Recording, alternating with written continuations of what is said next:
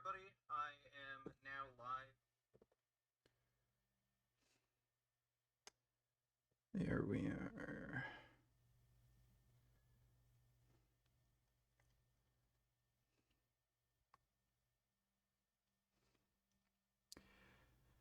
Yo.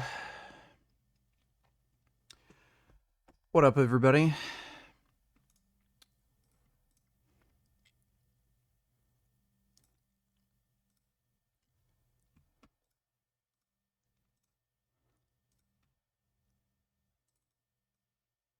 Watch some Space Ice. Resident Evil. Yeah, I saw Gary had a debate with Natalie Fulton. I don't know if we're gonna watch that tonight because it's long. Many new Frank vids? Okay, we could probably watch those. Let's see. Let's wait for a few people to pop in, then we'll watch Frank.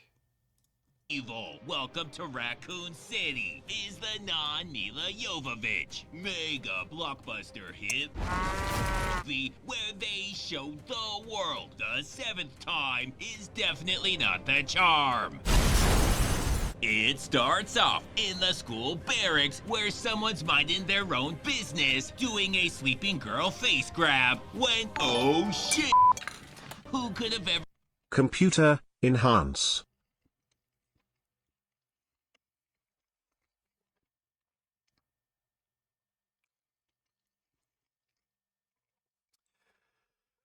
Whoa, he looks like shit. And he looks like he has a lack of hair.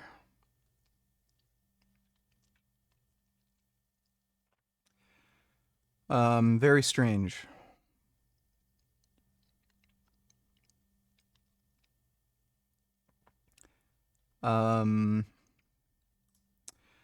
I wonder if, would you lose hair that quickly? Getting, like, cancer treatment or something? Let me see. Kidney disease. Hair loss? React to this.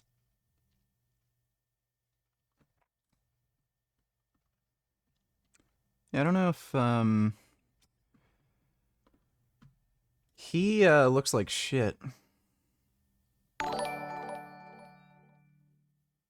Frank new video and shorts.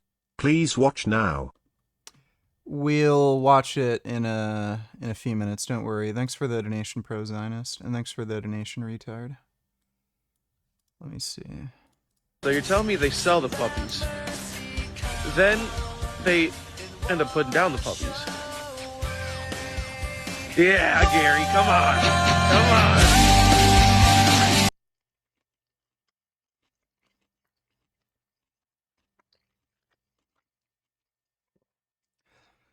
Well, Chinese people do eat dogs.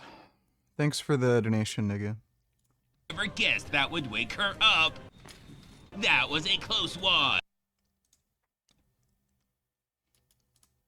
But then she spots the face-grabbing troll monster and does the smart thing by chasing after it. What she finds are two things more terrifying than she could ever imagine. A preposition. Hello? And Neil f***ing McDonough. What are you doing out of bed, little girl? So she thinks slow and gets out of it by just f***ing standing there. Well, until it becomes super awkward. off to bed. And if his serial killer eyes aren't creepy enough, Good night. too late for that. Then she waits for her inevitable death when, oh thank God, it's just the face-grabbing troll monster. Then the movie tries to pull some bullshit. But this is America, where the month comes first, just like God intended.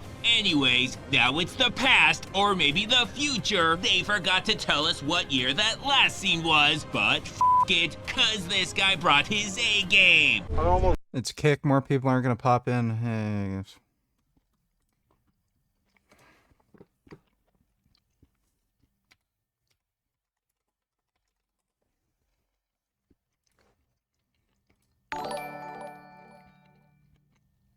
Greta keeps milking the quote-unquote genocide for attention. Jeez, these are fucking retarded. Let me see, retard. Story is also about a global uprising, about how people are stepping up when our governments fail to do so. For every politician that is fueling the genocide, further environmental and climate destruction. They've literally done nothing. Like, completely 100% absolute zero. Nothing they have done has altered Israel's military strategy, delayed anything they've done. Nothing. All they do is whine and complain, and they're getting paid by a Chinese billionaire. That's why they're doing this. They're getting paid to do this. Destruction and further colonization and fascism, there will be people escalating the resistance against that. Fucking dumb bitch.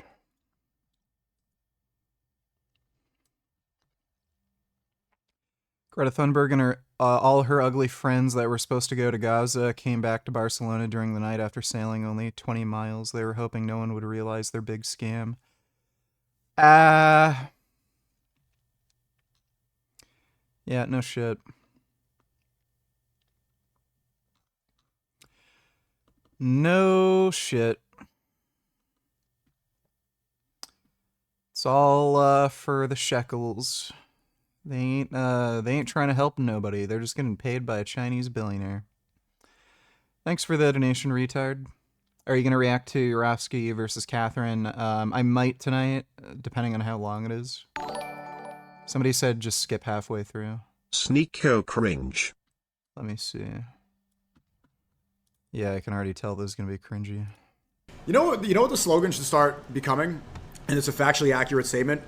The slogan became "Free Palestine from Jews," which is the truth. That's who is controlling Palestine. It's funny because people say "Free Palestine" as if it's like a monkey in a cage and they need to like, unlock it. Like it's a Matt Damon movie where they let all the animals in the zoo go, "Be free! Be free, birds!" They do the work for me. It's gotten to a point where I don't have to debate these people and basically, you know, use the Socratic method to prove that they're just anti-Semites. I don't even have to do that anymore. They'll just tell you that. So, like, I think people like me have debated enough of these people for a long enough time where they've realized there's no point in hiding it anymore. You know? Like a rom-com where they grab a lobster from the restaurant and set them off into the ocean. Free lobster! Like, no, free Palestine from Jews. The Jews that control Israel. That's who you're freeing Palestine from. That's what that means. You just said free! Be free! That's what it's like. That's what the slogan has turned into when it's become this meme that everybody says. Like they're just trapped. Like they're just locked up. No, explain from who? Not all Jews. No one said all Jews, dumbass. That's what's so annoying. When you say Jews specifically, that's the only one people are like, not all of them. You know, you'll notice with this free Palestine bullshit, all anybody can do is like just whine and complain and just be a little cuck-ass bitch. Like they have to use terms like genocide and shit, like emotional manipulation tactics, but like literally any other war or conflict like Russia-Ukraine, like the people who are advocating for Ukraine, they don't have to be whiny fucking cunts. Like they just use sensible means of advocating, you know? It's so stupid. Like they're all just pussies. Thanks for the donation, nigga.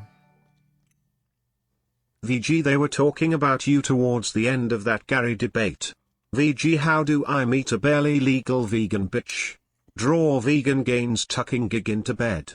VG is saying goodnight gig, and also gig has an erection under the blanket. Also VG is spitting on gig.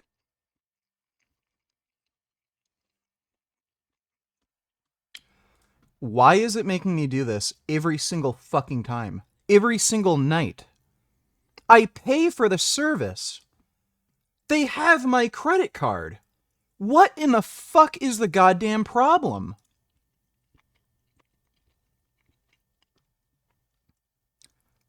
They've never been that aggressive with forcing you to sign in. It's literally every single fucking day I use it. That is retarded. Oh, man.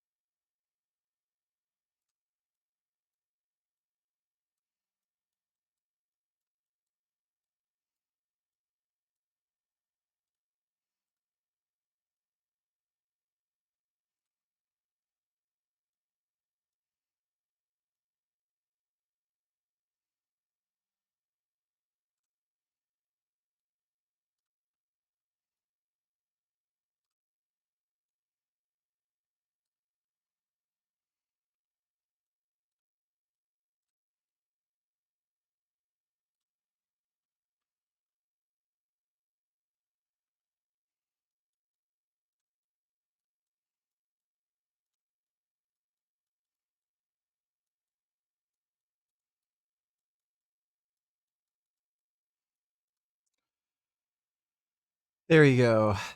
Hope you enjoyed that drawing gig. Appreciate the donation.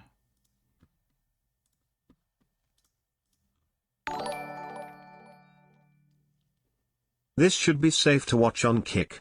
Cartoon genitals for a second. React and then palate cleanser after.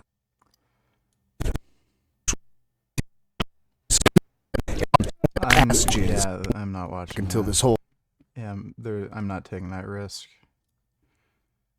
That's a little, it's not just a second.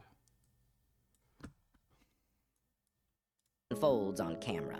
This cat, desperately trying to escape an evil magician, was stopped in its tracks when they activated their magnetism spell, which pulled the cat closer and closer to its demise despite its frantic running. You can see the pure fear in its eyes when the magician picks it up, surely preparing to use it in some sort of sinister brew. Give a like to this video to pray for this cat's safety. Alright, thanks for the donation, retard. Honestly, I agree. I'm not watching that guy. He's, just a fucking grifting loser. I don't care. Thanks for the donation, Porch Monkey. So a lot of you guys are always... Let's watch the Frank shorts Optimized Minerals first. is incredibly overpriced. And the only reason these people do this is because they're in the club and they have a lot of social media control, so they're allowed to sell this junk for $70. In comparison, the only supplement I have that's that expensive... What do you mean allowed to sell it for $70? You can sell your supplements for whatever the fuck you want, just nobody would buy it from you, you fucking idiot. ...that has this type of formulation has like 300 servings, which is 10 times the amount of this. So you'd technically be paying $7. And I could get a Chinese manufacturing company that uses the exact same ingredients that's in this. Probably cost me $10 to $15 per unit. So even if this American manufacturer ripped him off and is charging him $20 per unit, why is he charging $70? This is grossly overpriced. His product, the actual physical... So Frank is admitting he gets his supplements from China. Ingredient cost in these bags, especially that's only a 30-day supply, it's probably less than $10. Although I am just another nutrition influencer, unlike all of these other influencers, I am the only person, to my knowledge, that has ever formulated their own supplement gram by gram. So I have a very deep understanding of everything that goes into supplements. Therefore, I will explain to you as briefly as I can why optimized minerals is bad for you and should not be taken every day. The glaring problem is not with the mineral formulation, and the bigger issue is that mineral needs are very subjective. They depend on the person's past dietary history, which requires a hair mineral analysis to see what you actually need. And if you were... Hair mineral analyses will not tell you what your nutritional needs are. Death of Rabbit donators, hope this video finds you well. CDG, better than how the women do it, not gonna lie.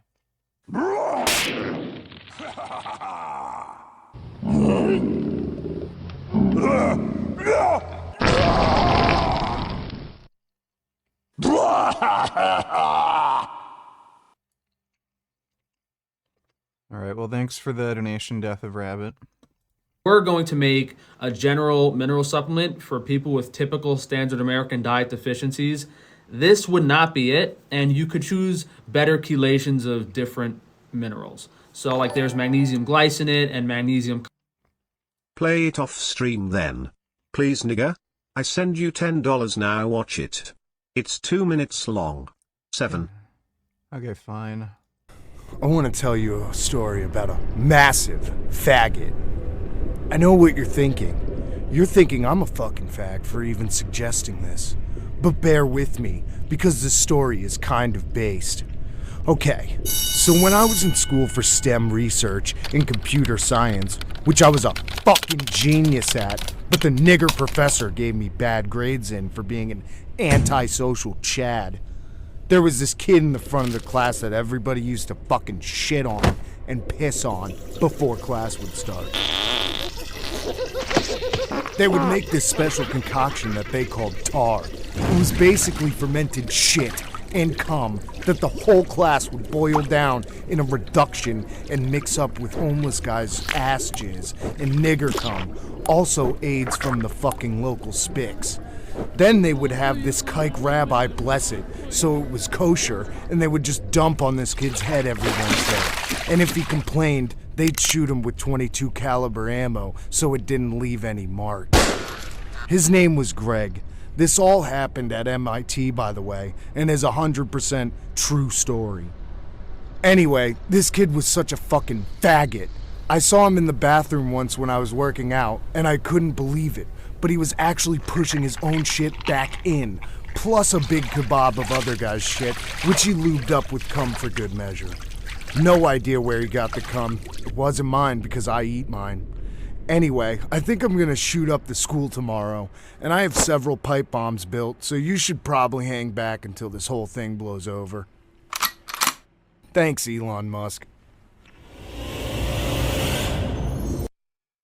There is no fucking way I could have watched that on stream.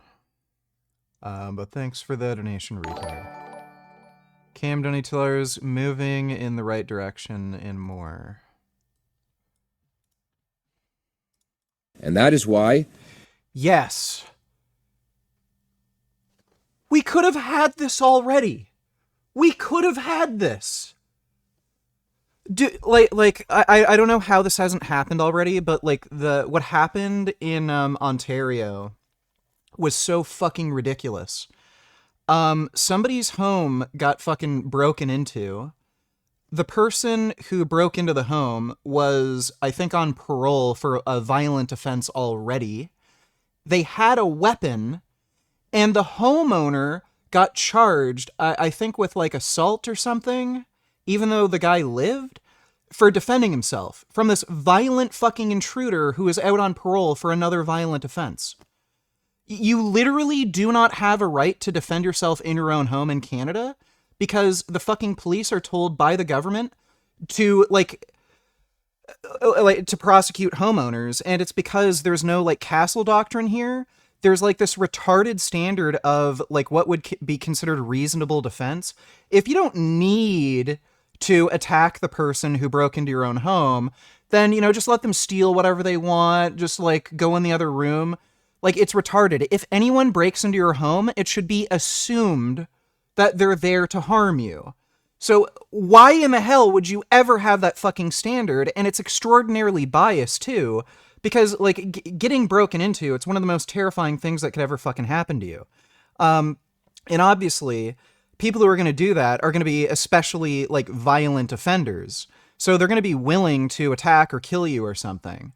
So when you have like the benefit of hindsight, and then you could say, oh, well, this guy was just mentally ill and had schizophrenia and he never had a violent offense before. And, oh, the only reason he picked up the kitchen knife was because he thought it was pretty. And then the homeowner grabbed a gun and shot him. It's like, yeah, when you have the benefit of hindsight and you can like look at all the facts of the fucking case and you're not looking at it from the homeowner's perspective, it's so easy to fucking villainize them. And then like all these homeowners get fucking charged for no fucking reason. So right now, if you get broken into in Canada and you have to defend yourself, do not call the police, because if you call the police, they will charge you. It is such a fucking liability. So, and again, only the conservatives have any fucking common sense. Why in the fuck didn't we vote for them already? Like, everyone's a fucking idiot. Conservatives are standing here today based on the principle that your home is your castle. We're calling on the government to introduce and immediately pass the Stand on Guard law, failing which one of our party's MPs will put forward such a bill. It will amend Section 34.2 of the Criminal Code, which right now says that you can defend yourself based on 9 very complicated and vague conditions. Now look, if you're defending your house, you don't have time to think through 9 different conditions. You have one condition: to protect yourself and your kids. And it is wrong for the law, for the police, and for judges to apply a complicated, indecipherable legal doctrine it's retarded. Against you when you were only doing what is right. Our amendment instead will change Section 34.2 of the Criminal Code to say that the use of force, including lethal force, is presumed reasonable against an individual who unlawfully enters a house and poses a threat to the safety of anyone inside. The proposed amendment is reasonable and prudent. It applies only to the unlawful entry of a home and preserves proportionality. Simply, dude, if we can get the conservatives elected, we could have castle doctrine, and we can have our guns back.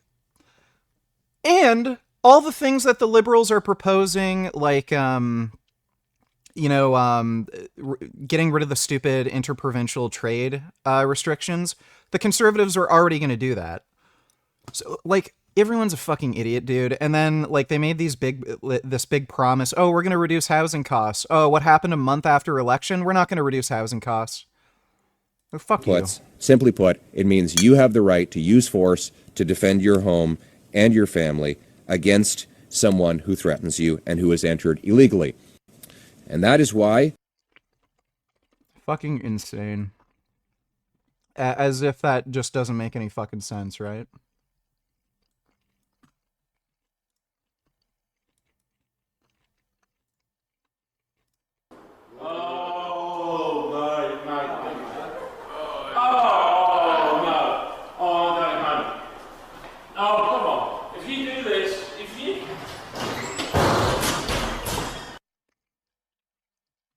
I think he might have been drunk. Thanks for the donation, KM.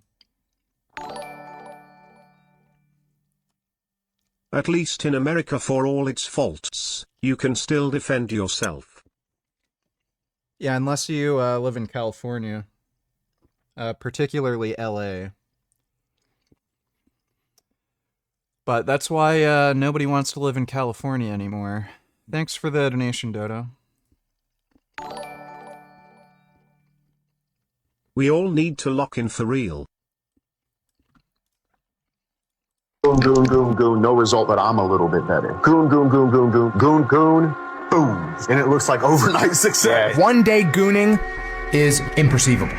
2 days gooning streak, you don't recognize any change whatsoever. 100 days gooning streak, and you're almost a new person. Gooning is one of the most valuable skills a human being must master. You are not in a constant state of post-goon clarity. You are in a constant state of pre-goon delusion. Goon, goon, goon, goon, goon. No result, but I'm a... Couldn't agree more. Thanks for the donation, Porch Monkey. Complexes that are more popular now. Calcium carbonate is a more natural chelation. There's better amino acid-based chelations of zinc.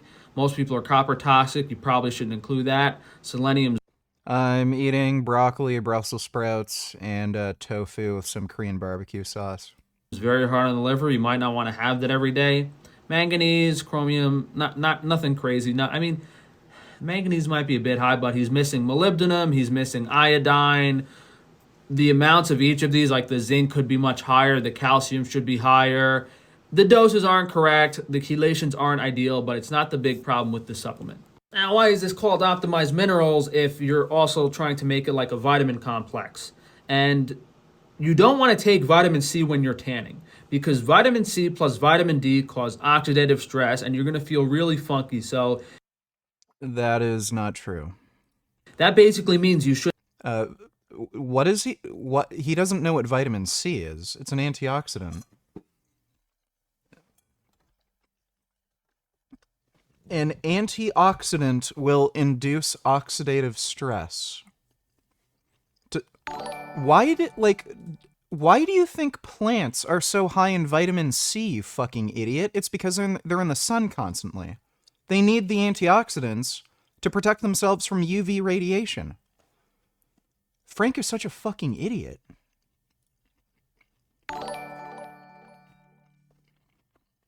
Your country is fake and retarded. Canada's women need to resort to being knockoff Bonnie Blues so they can pay rent, cause a studio apartment is $6,000 a month. Canada will never vote conservative and they're gonna criminalize locking your front door soon.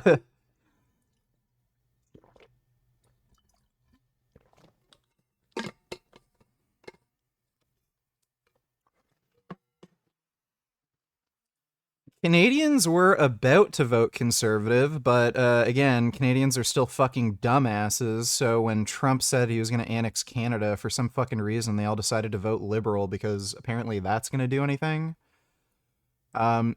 Yes, let's vote for the party that has reduced our military budget when everyone's worried about the US annexing Canada. Okay. Right. But, yeah, gay is as gay does. Thanks for the donation, retard. Retard, donate $2. Let me see.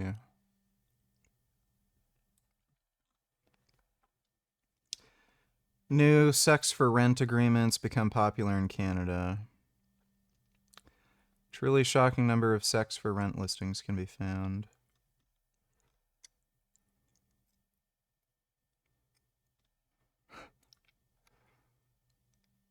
That is hilarious. That is fucking hilarious. Like, especially around Toronto, dude, like right in the city, rent prices have become pretty fucking ridiculous. That's one of the reasons why I moved out. So yeah, that doesn't really surprise me. Thanks for the donation though, retard. CDG donate $2 watch. It's a parody video. Wake up at 1 a.m. in the freezer. Gargle piss. Uncomfortable? Good. Listen to 5 self-improvement podcasts at once as you drag a tire to work. Fire ants in a diaper to keep you going.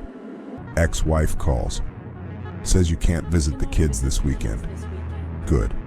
They only slow you down. Get to work? Gargle more pee. Do work on Chinese keyboard. Don't know Chinese? You will. Broken glass for lunch. Boss comes in, says you're falling behind. He doesn't understand. He can't. He isn't a wolf in this world of sheep. Get hit by 3 cars on the way home while listening to audiobooks at 2 times speed. New record. Legs broken? Good. Pass out on kitchen floor. Roaches kissing you all over. They understand the grind. Set alarm for 1 a.m. and drift into a coma while listening to ASMR.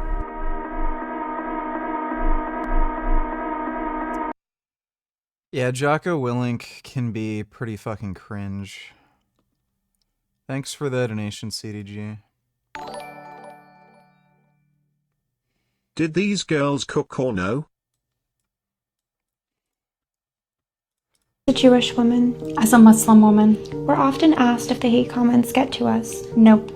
But you know what does get to us? When incel beta cuck influencers react to our videos for views. Israel did 9/11. I don't know which of these girls is Jewish. Because for you. It's embarrassing that you think reacting to TikToks is a job. We call that unemployment. It's embarrassing that you say men are visual creatures and then choose to grow that mustache. It's embarrassing that the only followers you have are bots and Nazis. It feels bad for us. To feel bad for you. Yeah, they're right about all that. Thanks for the donation, nigga. Shouldn't take this supplement if you go to the beach or you're tanning or anything. So you should probably just omit the vitamin C, and that is a pretty high dose. 500 milligrams of ascorbic acid. Shouldn't be taking that every day. Once you fix a deficiency of vitamin C, you don't need that much. The biggest problem here is the B12. 83,000%. And if you don't think that's going to cause liver toxicity, you have a pretty low level understanding. This is mislabeled.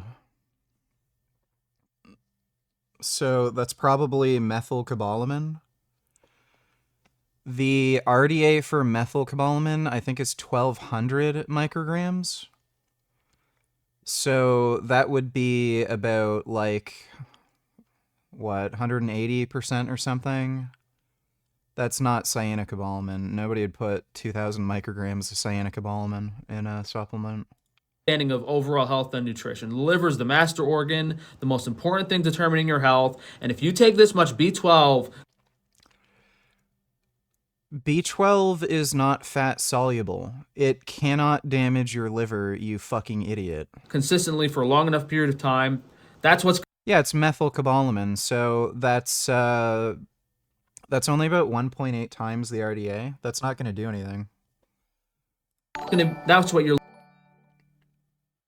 Damn right they are. Society is sick. Yeah, it is. Thanks for the donation, Dodo. Liver's going to be full of, and you're going to have to detox it. Otherwise, these B vitamin ratios, They're not that. So after this guy literally just said, "Oh, I'm a nutrition expert," he literally doesn't understand the difference between methylcobalamin and cyanocobalamin. Bad. They're not crazy. I mean, it's not perfect, but it's not that big of a problem. So there's already a few very problematic things with this supplement that you wouldn't want to take it every day. But we can't say for sure how toxic this is because he doesn't say how much burdock root is in here, which is very high anti-nutrient, high flav, very, very hard on the liver. And I don't know why he thinks everything affects your liver. the trace minerals from seawater, there's other trace mineral supplements like that that have been linked to kidney failure, kidney stones, and some very negative things because of the toxins in them. So Frank is so fucking stupid. High protein apple vanilla instant oatmeal is our latest product on frankiesfreerangefoods.com. I was so tired of all of these instant oatmeals having low quality ingredients, chemicals, making me feel like crap.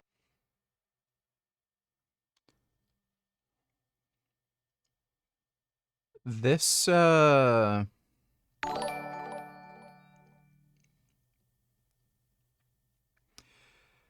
this isn't oatmeal. This is literally just a like weight gainer shake. Dude, it's 405 calories for only a 64 gram serving. Like, that is a tiny, tiny little bit of food. That's literally like a weight gainer shake. So it says organic oats, so like I'm assuming there's whole oats in there. But yeah, that's not oatmeal. If you mix that up, like if you heat water or something and add water to it, it's just a hot slurry of protein powder and sugar. This is a stupid product. CDG donate $2 new buck toe vid. Let me see. I think you mean buck toe truck. The Ziz of Canada. All right, we'll take a look at that. Thanks for the donation, CDG. In the morning, so I decided to make one myself using only organic oats, organic collagen protein, organic sugar, organic apples, organic vanilla, and sea salt. So by far the highest quality ingredients. No. I did tell people I was live. I posted on Instagram. It's on my Instagram story. Seeds, no flax, nonsense, natural flavors, high amounts of cinnamon that impede your liver function. So this is way too high in protein. We put a little too much collagen protein in the first batch. We're probably going to have to cut this in half next time, but I think your cost on this is like $1.50 per serving. So really, really great deal for the amount of quality nutrition you're getting.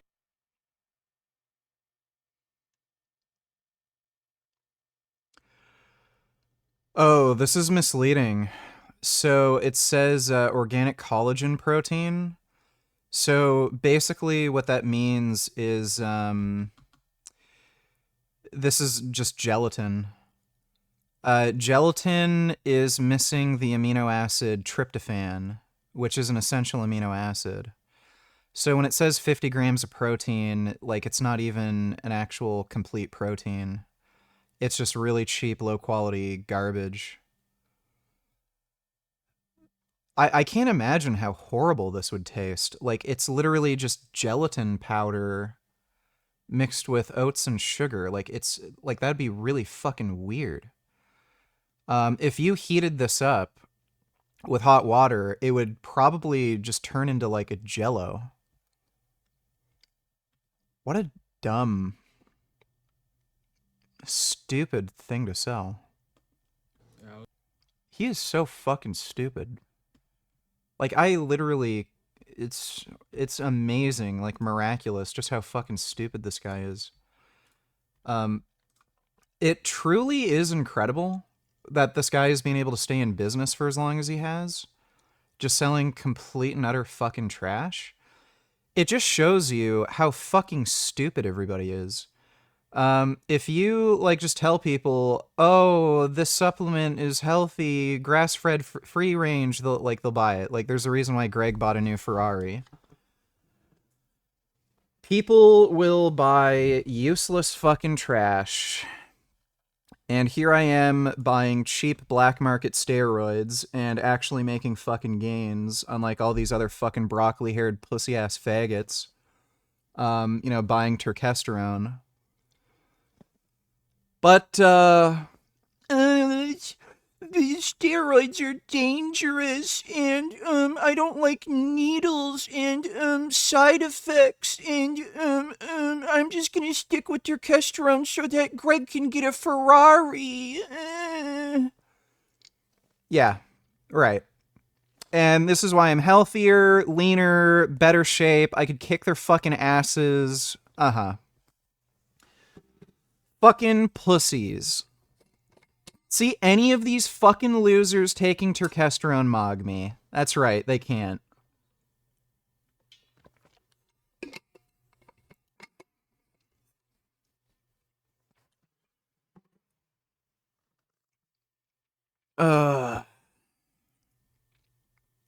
Needles are annoying, though? No, they're not.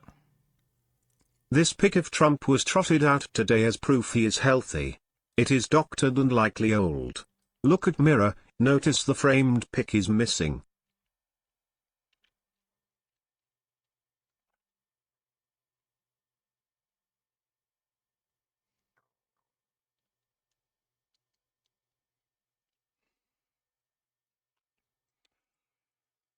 Framed pic is missing? What do you mean?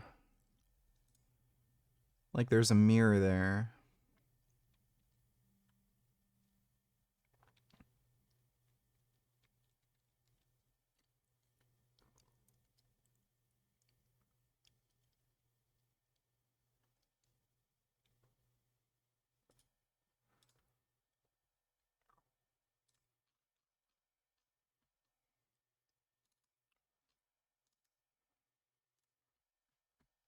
Let me see. Might be right. That might be doctored.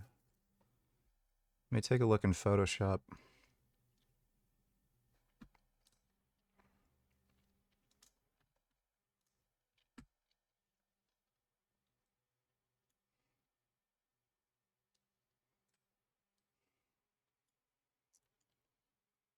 So this is weird. Oh, wait. Okay, it's... Okay, the mirror's angled. Am I supposed to be...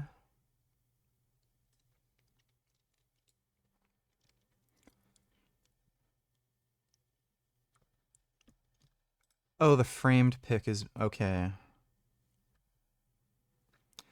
Well... That could just be the angle. Because this is getting a full profile. So it may just be missing it because of the angle. I don't think so.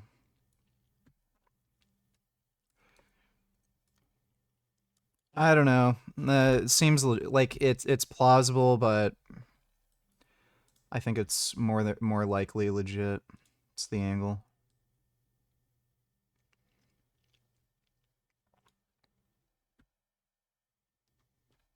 Yeah, he still has that bruise on his hand there. He's not doing well. Like, not at all. Thanks for the donation, though, retard. I was looking through some of my older videos, and I got really upset. You know, how horrifically this doctor botched my face. And I get even more upset when these gang stalkers say I look better now than I did before. I mean, it's insane. It's insane. I went to the best eye doctor, and he completely messed up my face to the point where it's so bad I think he did it on purpose at this point. And how much money would you have to be paid for someone to do this to you? To ruin your looks, to ruin your vision, to leave you with pain every... Buddy, you're the one who chose to get the surgery and take on that risk. every day, so you're laying in bed most of the day. How much money would it be? There probably isn't an amount of money that someone could pay you. There is no amount. There is no amount. And this guy hasn't paid me anything, and the way the court system works and the way that React to these. Okay, I'll do that in a second. Thanks for the donation, nigga. that these plastic surgeons have destroyed God knows how many patients' lives without compensating them, he doesn't plan on reimbursing me at all. And once you see this, you'll understand why I will spend every single day for the rest of my life exposing this guy.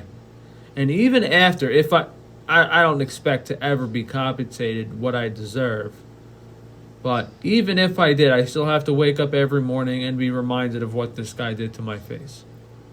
And hopefully there's some doctor out there that can still help me fix my appearance, but it's a really weird space where this guy performed a procedure that is normally caused by orbital trauma.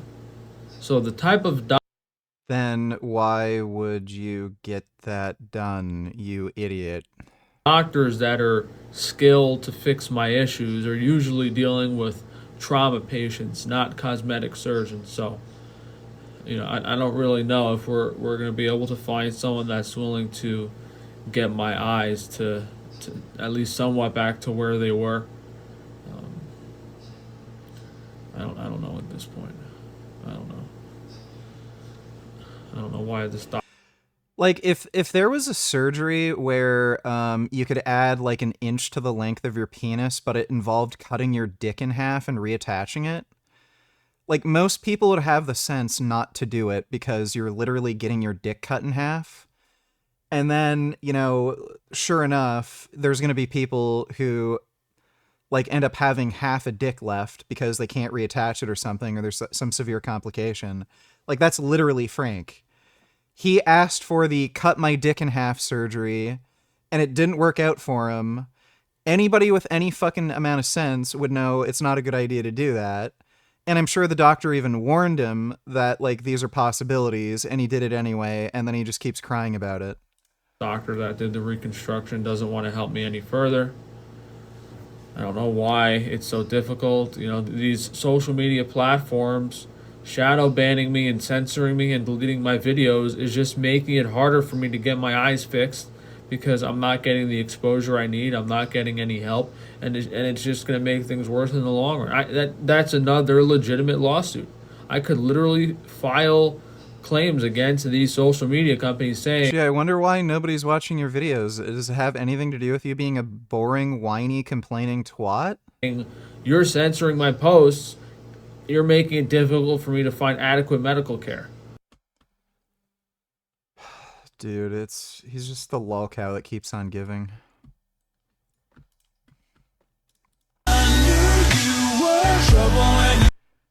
New fully liquid injectable protein I need. What's funny is there is literally liquid injectable protein. Yeah, people are injecting L-carnitine.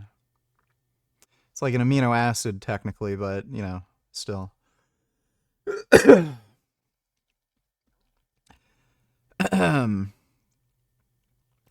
I've seen a few people get infections from L-carnitine shots. I don't think I'd recommend taking them because they seem to be harder to keep sterile. But yeah, they literally do have like liquid injectable protein.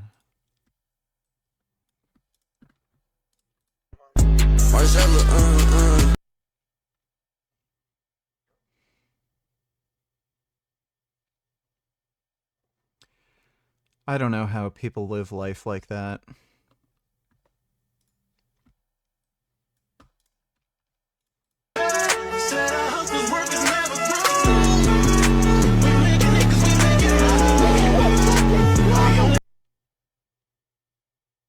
No way.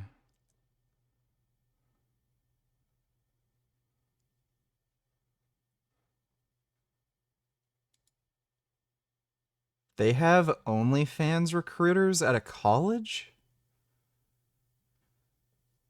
I mean, most of these women, after they get their degree, they're not going to be able to make any money, so I guess it makes sense. That's funny, though. Willy Whinging Fag Show. In my last video, I broke allegations on... Yeah, maybe we can watch that later. It's just... the whole situation's so stupid, dude. None of them can actually prove her age. And, again... I think Destiny explained he doesn't have, like, a video footage of this girl. It's like a screenshot, and he needs it for his court case as evidence. And it's obviously not in his possession for any illegal purposes. Like, everything about it is so stupid. There's actually evidence in support of the idea that she is at least 18. She got, like, a traffic ticket, and they didn't mark her as a minor and shit. Like, it's so stupid. Thanks for the donation, though, retard. Yeah, we're gonna watch the Buck Tow Truck vid, dude. Like, people just keep donating, and we're gonna watch Frank. Just relax. So I've had so many problems in my life. I never really focused on getting a girlfriend or anything. Oh my god. You're gay. No shit you didn't focus on getting a girlfriend. You wanted to suck dicks. And I did have, I guess, what you call like sneaky links, or I was in talking stages with different people at different points in my life. And after I got botched, none of them wanted to talk to me anymore. As if things, you know, couldn't get worse, you know. And what got me really upset was these secret society people, the Illuminati, actually got models and different attractive people to try to message me and pretend to be interested in me to like make me feel better. But I mean, there's a huge difference between someone actually being attracted to you and someone pretending to be attracted to you, and that made me very upset. That made me feel even worse. That this doctor ruined my face and then went to his secret society buddies to get some models or attractive people or whatever to DM me and try to engage with me to try to make me feel better. And at the end of the day, this guy is absolutely fucking unhinged. I wonder when he's gonna go full-blown schizophrenic. It made me feel a lot worse knowing they tried to do this after they ruined my face, and it's completely fucking disgusting how evil these people are. Oh, we ruined your face. We're just gonna hire some models to try to make you feel better. How much do these people deserve to rot in fucking hell for the rest of their life, huh? How about you pay me for what you did to my fucking face and take away this doctor's medical license and make sure it doesn't happen to anyone else ever again? Okay? And in lawsuits, this is called... Yeah, secret society is code for Jews. Frank's always talking about Jews. He thinks Jews are out to get him. Hedonic damages, lost enjoyment of life, a capacity to experience life's pleasures that an individual could have enjoyed had they not been injured or killed. I don't think Buck Tow Truck lives near me. I'm pretty sure he lives in London, Ontario. That's a very far drive. That's got to be at least like 6 hours. Let me see.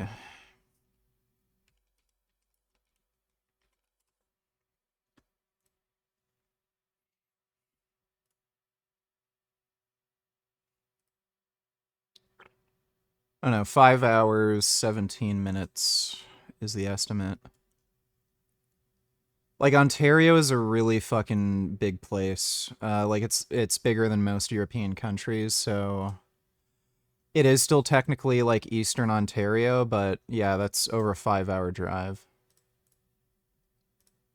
So how much would someone have to pay you if you had a girlfriend or boyfriend or all these relationships, and suddenly no one was sexually interested in you anymore? How much would someone have to pay you for that to happen to you?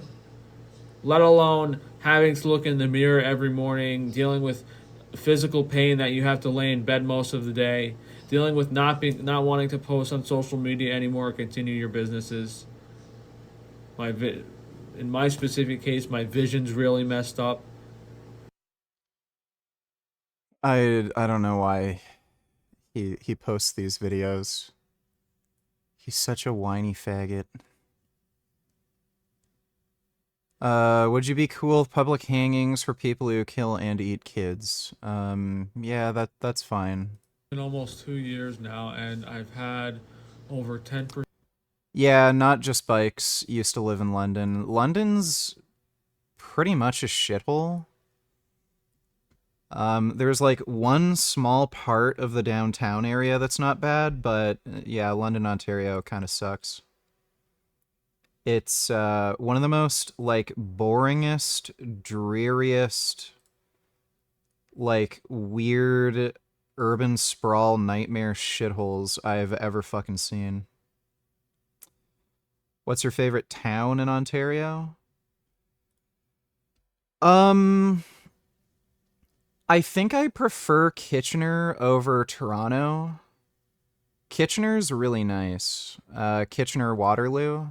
They're technically two different places, but they're right next to each other. It's a little more laid back and quiet, but it's got decent public transport, nice bike trails, parks,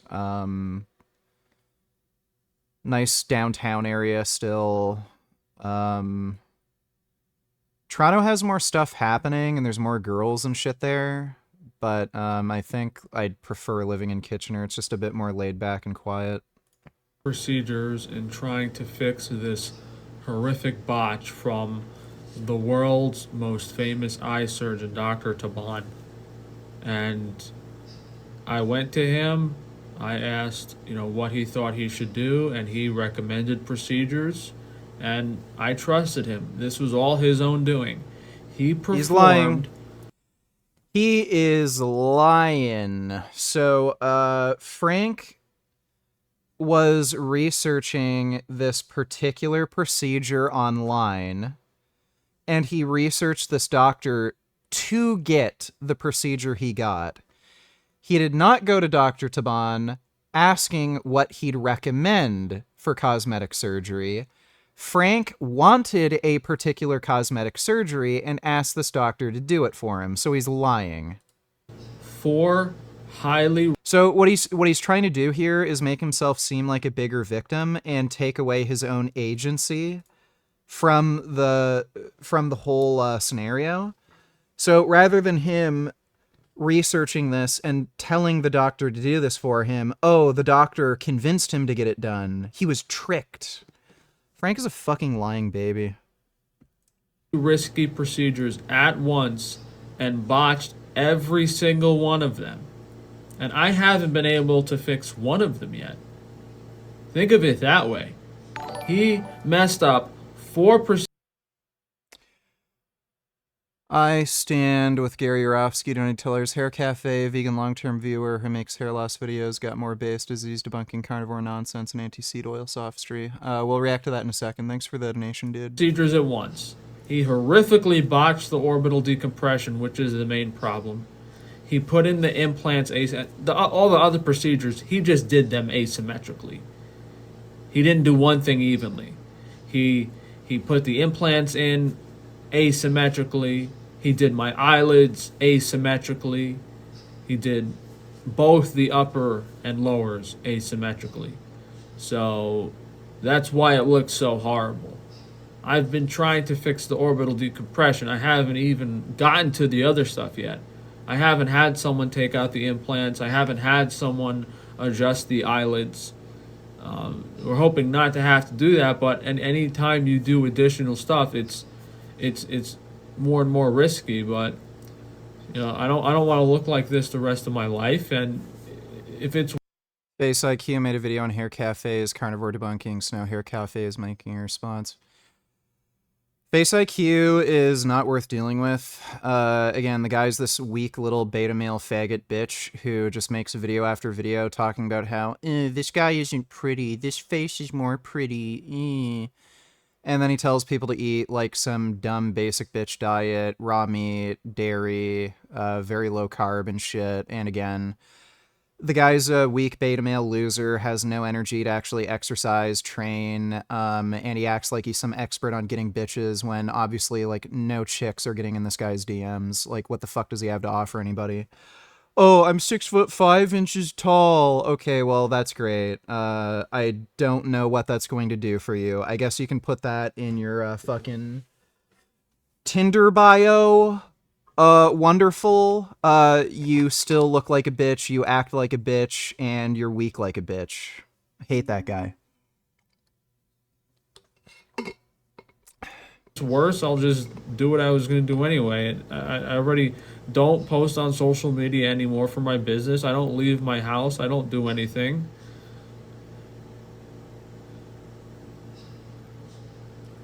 Yes, that's because you got yourself addicted to painkillers, you idiot.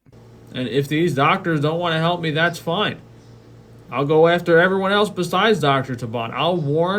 I'll have people in front of multiple doctors' offices warning them of what happens when you get surgery.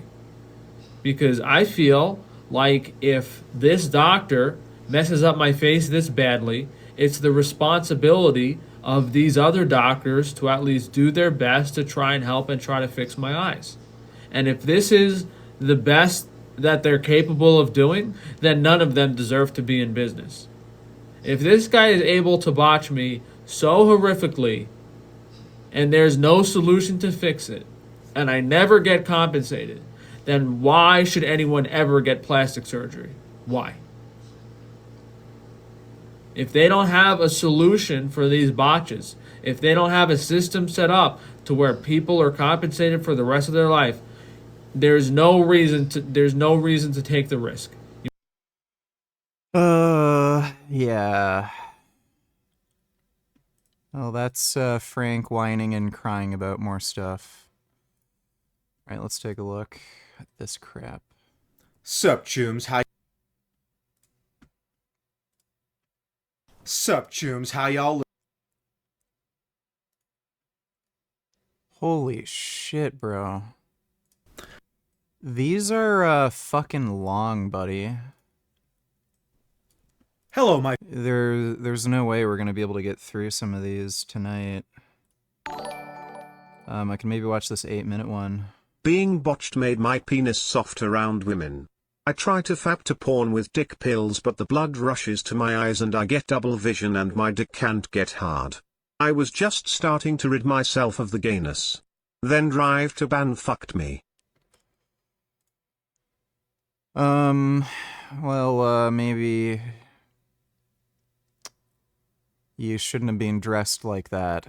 Thanks for the donation, though, Frank Tufano. My friends and colleagues, I am delighted to welcome you all back to the Hair Cafe Cinematic Universe. So today, I was all ready to record a video on a completely different subject, but when I checked my email this morning, I found this breaking news study from JAMA, which stands for the Journal of the American Medical Association.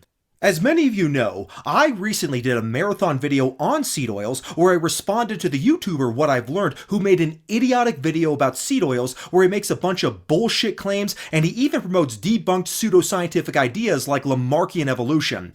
I'll go ahead and post my response video to What I've Learned in the description below, and even though it is a very long video, I still highly recommend everyone watch it when they have the time, as it refutes most of the anti-seed oil talking points we hear on social media these days. But it turns out we're not quite done talking about seed oils just yet, chooms. You see, if you watch the video on What I've Learned, then you'll remember me explaining how there is a huge pro... Yeah, best way to make your dick look bigger is to get leaner. Now that I've gotten really lean, my dick looks nice and hung. Much beefier than it did before. It's pretty great. Fuck, goddammit.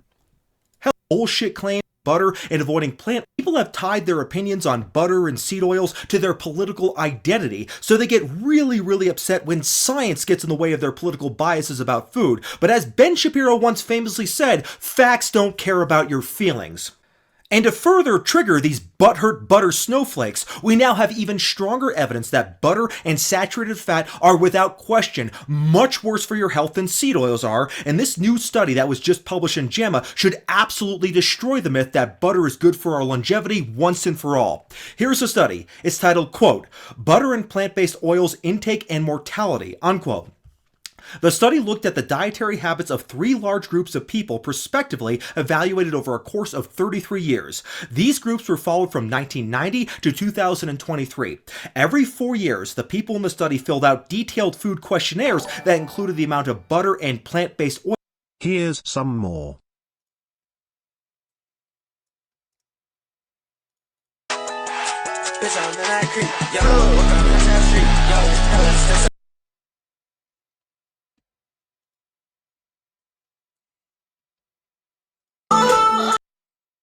Ten sets of wasting your husband's money. Yep.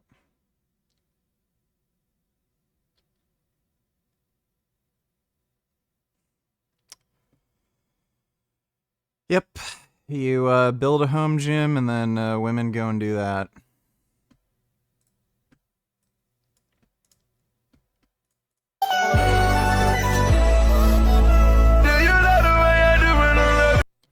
Rose Meat. It's not a very good name for a restaurant. Thanks for the donation, nigga. Oils used per day. The main endpoint of the study was the overall death rate, as well as the death rate specifically from cancer and cardiovascular disease. The study included 221,054 adults followed for over 33 years. The average age was around 56 years old. During the 33 years of follow-ups, there were 50,932 deaths, including 12,241 deaths from cancer and 11,240 deaths from cardiovascular disease. The main findings of the study are presented here in this table, but it contains a lot of information, so let me go ahead and just summarize what this table says.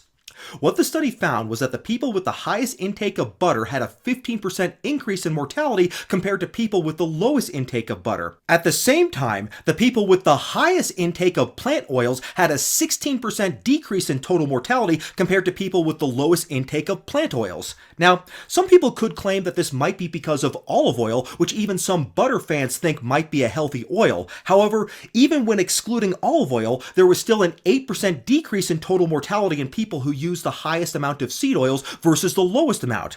The association between butter and mortality was related to the amount of butter added to food or bread. With each 5 grams per day increase in added butter, there was a 4% increase in total mortality. The association between plant I mean, the book is closed on this one. Butter is high in saturated fat. Saturated fat raises serum cholesterol. Serum cholesterol causes heart disease. There's plenty of prospective cohorts, randomized trials, and meta-analyses of randomized trials and prospective cohorts proving saturated fat causes heart disease. So you really don't need any new research on this. Like anybody who'd,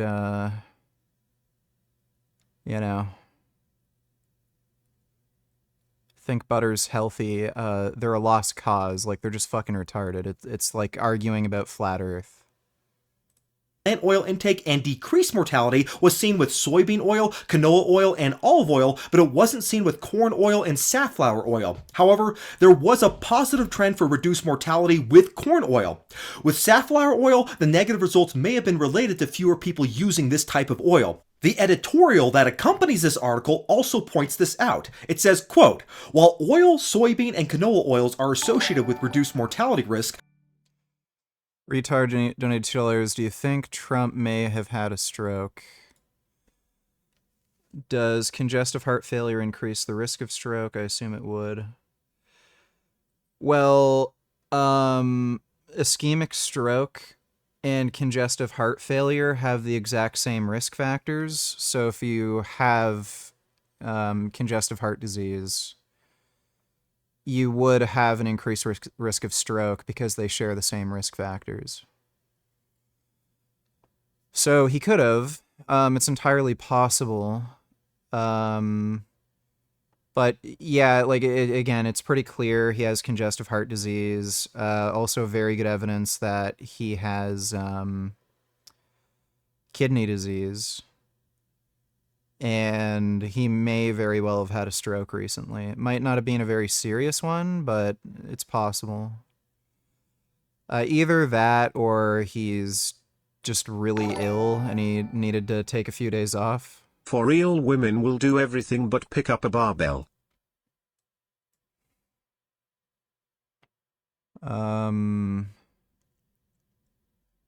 Ranking women's workouts, we will be trying.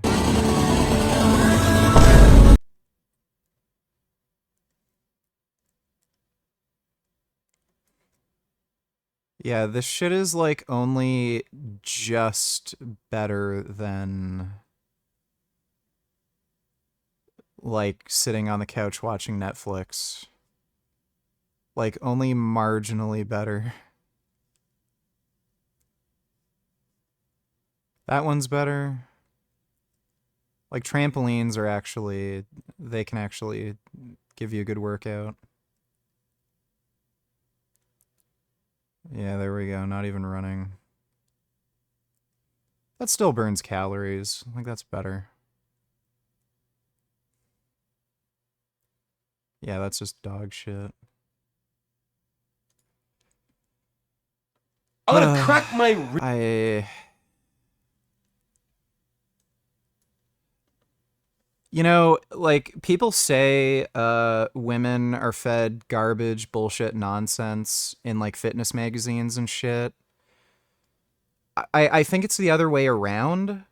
I think people figured out that women cannot handle the truth, and they only care about their feelings.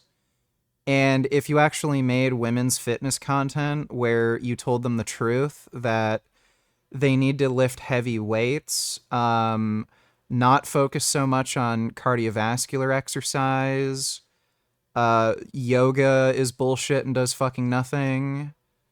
You need to like lower your calories in order to lose weight, and your stupid like PCOS or whatever stupid fucking hormonal problem you claim to have.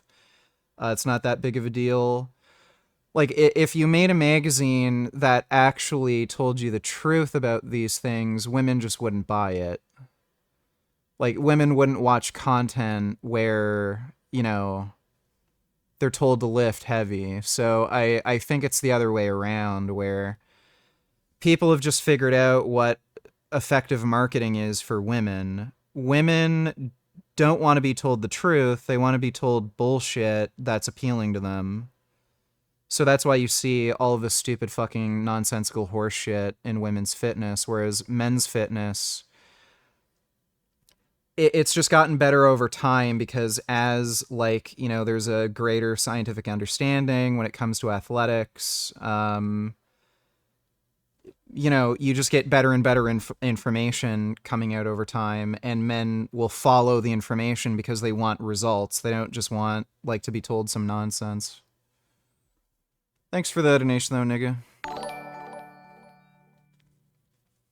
One of the major quote-unquote scandals in The Biggest Loser doc was one of the trainers crashed out on this fat black woman cause he demanded everyone finish off their workout with just 30 seconds, yes only 30 seconds on the treadmill, and she only did 20. Yeah, I saw that. I saw the documentary. It's just a bunch of fat, whiny losers whining and complaining about being on a game show that they chose to be on. And that they could have left and given up at any time if they didn't like it. So, they're just dumbass losers.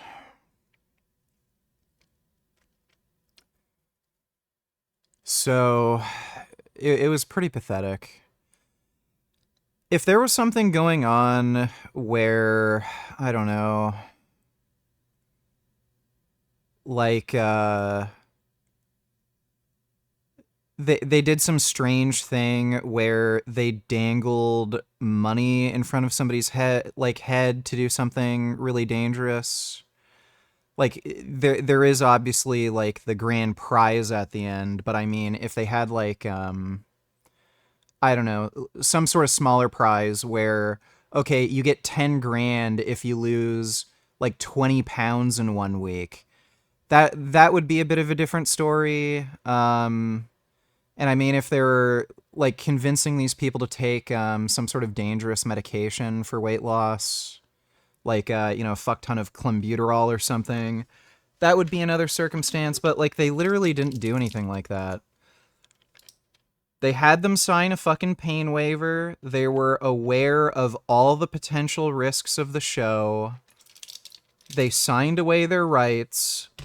They're adults. They're like mentally competent, and then they're just whining and crying about bullshit. Thanks for the donation, though, retard. This was not observed for corn and safflower oils. However, this association may not be robust due to the relatively low consumption of these oils compared with other plant oils in the study population, unquote.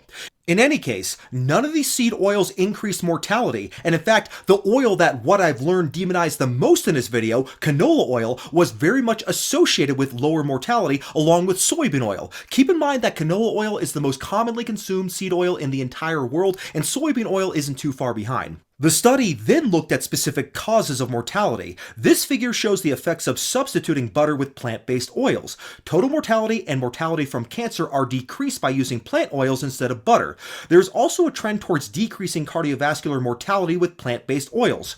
Based on the data in this study, replacing 10 grams per day of total butter intake by an equal amount of total plant-based oil would result in a 17% reduction in total mortality, a 17% reduction in cancer mortality, and a 6% reduction in cardiovascular mortality. You get similar results if you exclude olive oil from the analysis. So, the conclusion of the study is, quote, in this cohort study, higher intake of butter was associated with increased mortality. Well, yeah, no shit. That comes as no surprise, obviously. What do you fucking expect?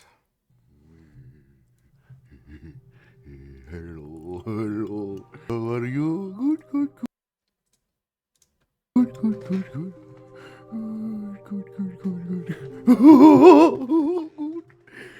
Time to doing the online dating.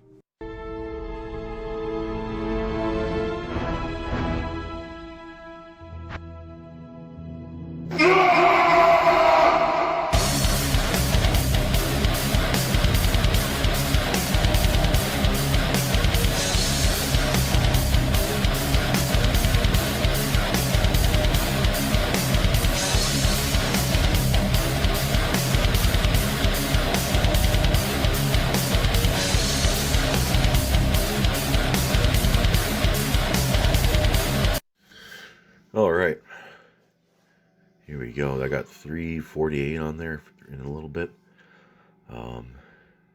Shorts are almost obscenely short, but that's all right. So the idea for at least for the time being, is to just do these lighter. I think I mentioned this, the lighter bench, and that way I'm fully recovered for each press workout, because press is feeling pretty good. Next workout, I'm going to be jumping up to 295 for my next workout. And just focusing, I'm going to go up to like 350 and then just go for as many reps as I can. Or I'll aim for, I don't know, like a set of 9, then 8 for the first.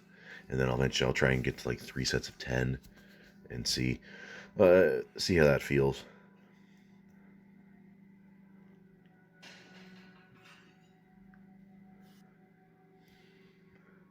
And my arm pain has pretty much gone away. It's about, I think it's almost 100% recovered. So I can just do normal chin-ups now instead of doing like on Friday I did 27 sets of 4. It only takes like 30 minutes and a bit, but I don't really like doing. Oh yeah, Hafthar did a workout with Mike Israel. Dude. This is gonna be so fucking cringe. Why in the fuck is, like, it's all, it's social media grift influencer, you know, dumb bullshit kind of crap. Like, as if Thor needs Mike's help for anything. Like, this, it's just a joke. We can watch that later. Thanks for the donation, Porch Monkey. I don't really like doing that sort of workout. There we go. Hell yeah. And so everything's kind of lightened up except for... I don't think I can be the vegan Ziz because I don't do cocaine or MDMA.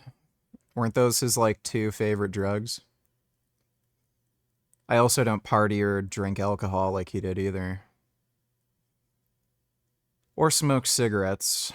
That's also something I don't do. I do nicotine lozenges, but, you know, that's it. For overhead press and deadlifts, and I think this is just 410. I think I'm going to lighten up RDLs too because my back's starting to get I'm having a hard time recovering, and with deadlifts at this point, every single workout is going to be a 5 rep max, and so I need to be as like strong as possible for each one. And so what I'll do for RDLs when I do them tomorrow is probably like. I'm pretty convinced at this point the reason he had that heart failure had nothing to do with the steroids he was on. It was entirely due to party drugs he was taking. And apparently he had like a genetic thing too, with his heart valve or something. Lighten it up to about, I don't know, 560 or so and just do more reps. There's people that will do like a weight that's way closer to their working sets of deadlifts with their RDLs, but I don't know, I just don't, that doesn't feel, that position never felt good for me, and my back feels too fragile to go really heavy on RDLs.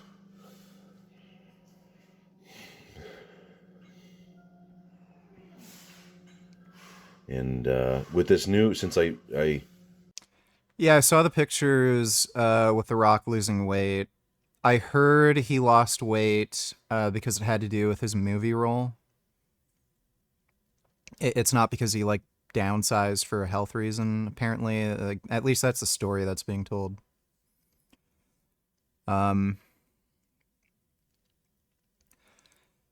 He's been blasting gear pretty fucking consistently for at least 5 years now, like where he clearly has not had like time off. Fuck you mean, bro? Mike Israetel is way bigger and stronger Thor.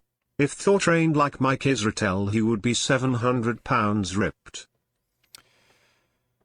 Thor would probably be weaker and get injured, if I had to guess.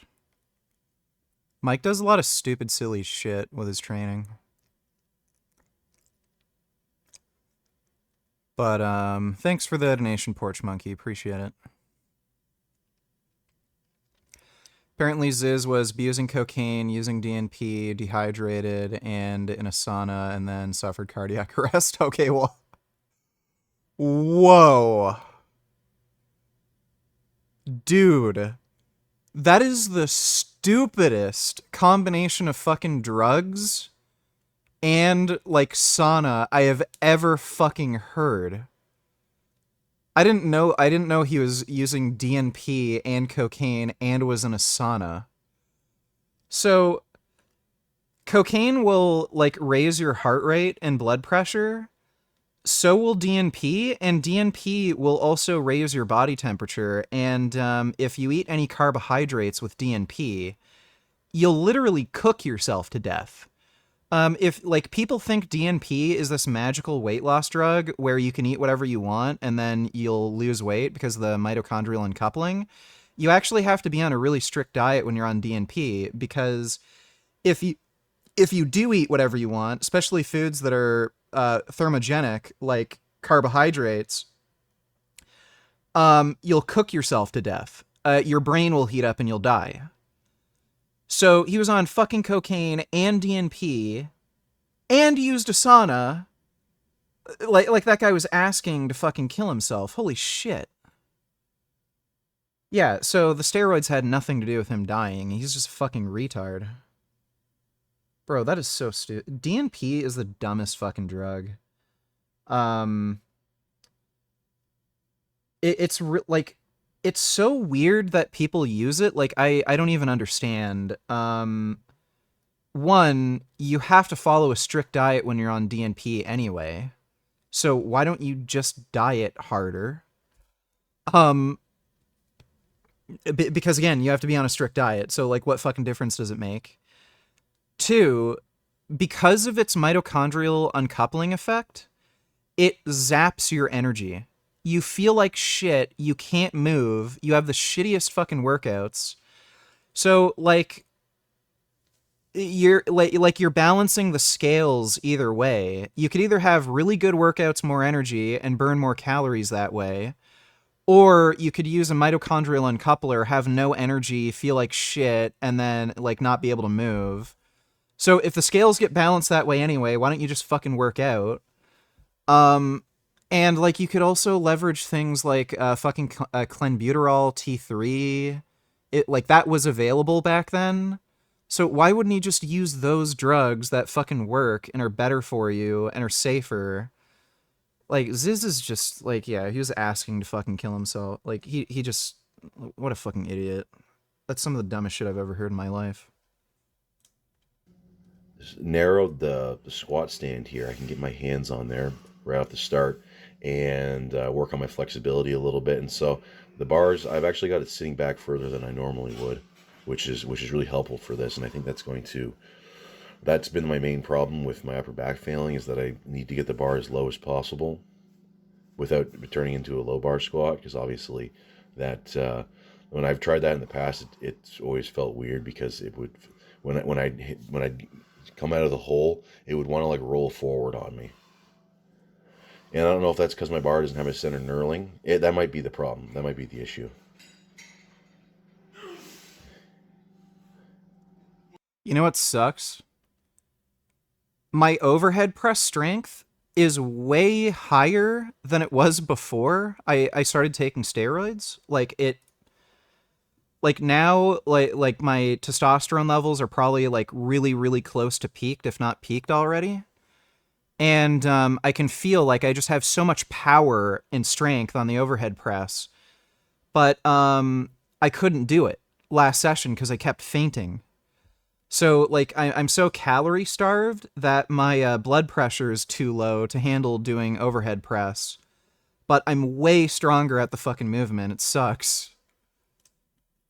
Whoa, oh yeah, that I lost my balance there. That ended up being an okay save, though.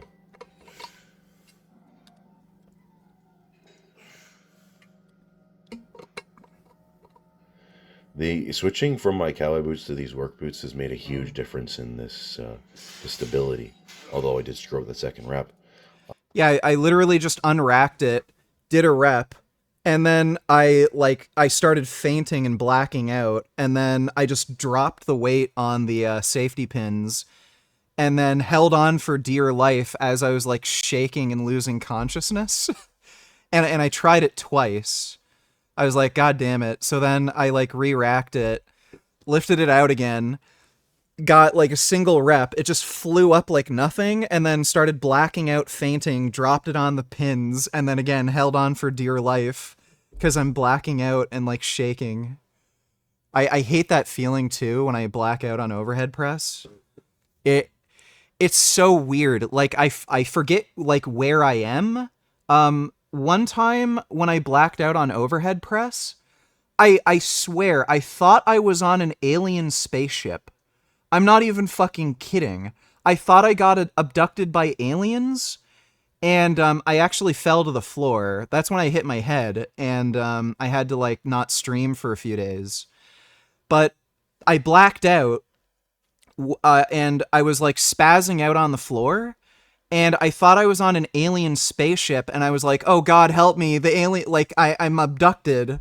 And then a few seconds later, when, like, the blood came back to my head or something, I realized where I was. But that is the nastiest feeling, blacking out on overhead press. It's made it a hell of a lot better. Another thing I noticed is that I haven't really gained any fat, or at least that I've noticed, because when I get up in Orthostatic hypotension. I don't know if it's the. It What are might you be. planning on dieting down to anyway? You don't feel like you're lean enough? Well, I'm lean enough where I'm like very happy and satisfied with the way I look. Like I'm really fucking lean at this point. I'm either right at 10% body fat or slightly below it. I might be in single digits at this point. But I'm just trying to get as lean as I possibly can get. I'm not really suffering yet. The worst that I experience is like after training, I can just get like really, really extreme exhaustion, and I just have to sleep longer. So today I just had to like spend all day in bed sleeping until I could train, rather than just getting up, training, and then like doing a stream or something. Which isn't that bad. Like I kind of like being really fucking exhausted and like really pushing myself to the fucking limit, because after you just get this like crazy euphoric feeling. So it's not that bad. Especially now, like I'm banned from YouTube, so it's not really getting in the way of work or anything. So the testosterone I'm on right now is keeping my mood really good. When I tried to diet this lean before, something hormonal was going on where I was just in a shitty mood constantly, and I was just constantly pissed off and agitated and snapping at everybody. But now that I'm on testosterone, like no matter what, like my hormone levels just stay the same, so I just feel good no matter what. And the Retatrutide I'm on is keeping my blood sugar high enough where I don't go hypo all the time. So I'll probably, like, again, unless something happens where I end up like really suffering, which, you know, there's a good chance I will end up suffering, because when you get that lean, there's only so much drugs can do for you. But I'm just going to get as lean as I possibly can. If I get down to like, you know, 5%, you know, I'll probably stop it then.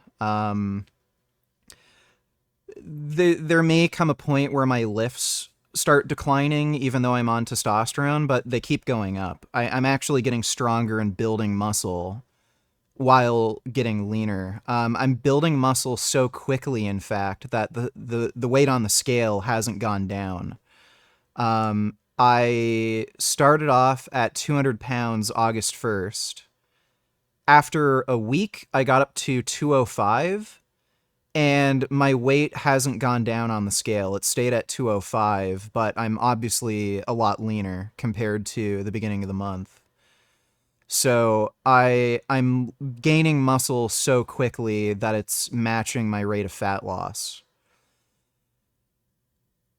But again, if I get down to 5%, like maybe that'll be the tipping point where my like lifts start going down. So, you know, if something I don't like starts happening, like I feel like shit, bad mood, my lifts start going down substantially, I'll stop the diet then. But the plan is to just get as lean as I possibly can, while still being able to like live life. I'm not training for a bodybuilding show right now, so I'm not going to put myself through like a tremendous amount of suffering because I'm not trying to win a show. And that'll just give me more leeway to like eat more calories, gain weight, get a good rebound, build more muscle and strength. And there's the benefit of just being able to push like testosterone higher if I want. So the less body fat you have, the less aromatization you'll have. So if I can keep my body fat really low, I might be able to just use more testosterone without getting any side effects and just make more gains over time.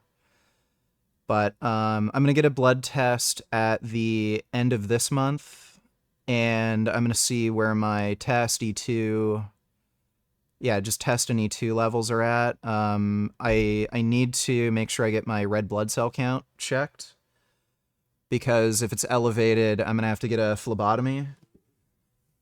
So depending on where it is, like again, after like a couple blood tests, I'll know how often I'll have to get blood drawn.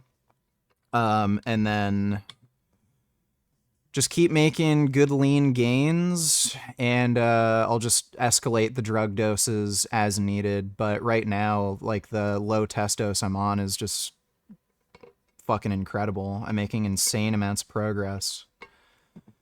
So I'm not going to bother escalating doses right now. Thanks for the donation though, nigga. Yes, I am fully vegan. Been vegan for 15 years. Hanging out, donate tillers. What do you think of dead hangs? Are they useful? This guy's vegan, by the way.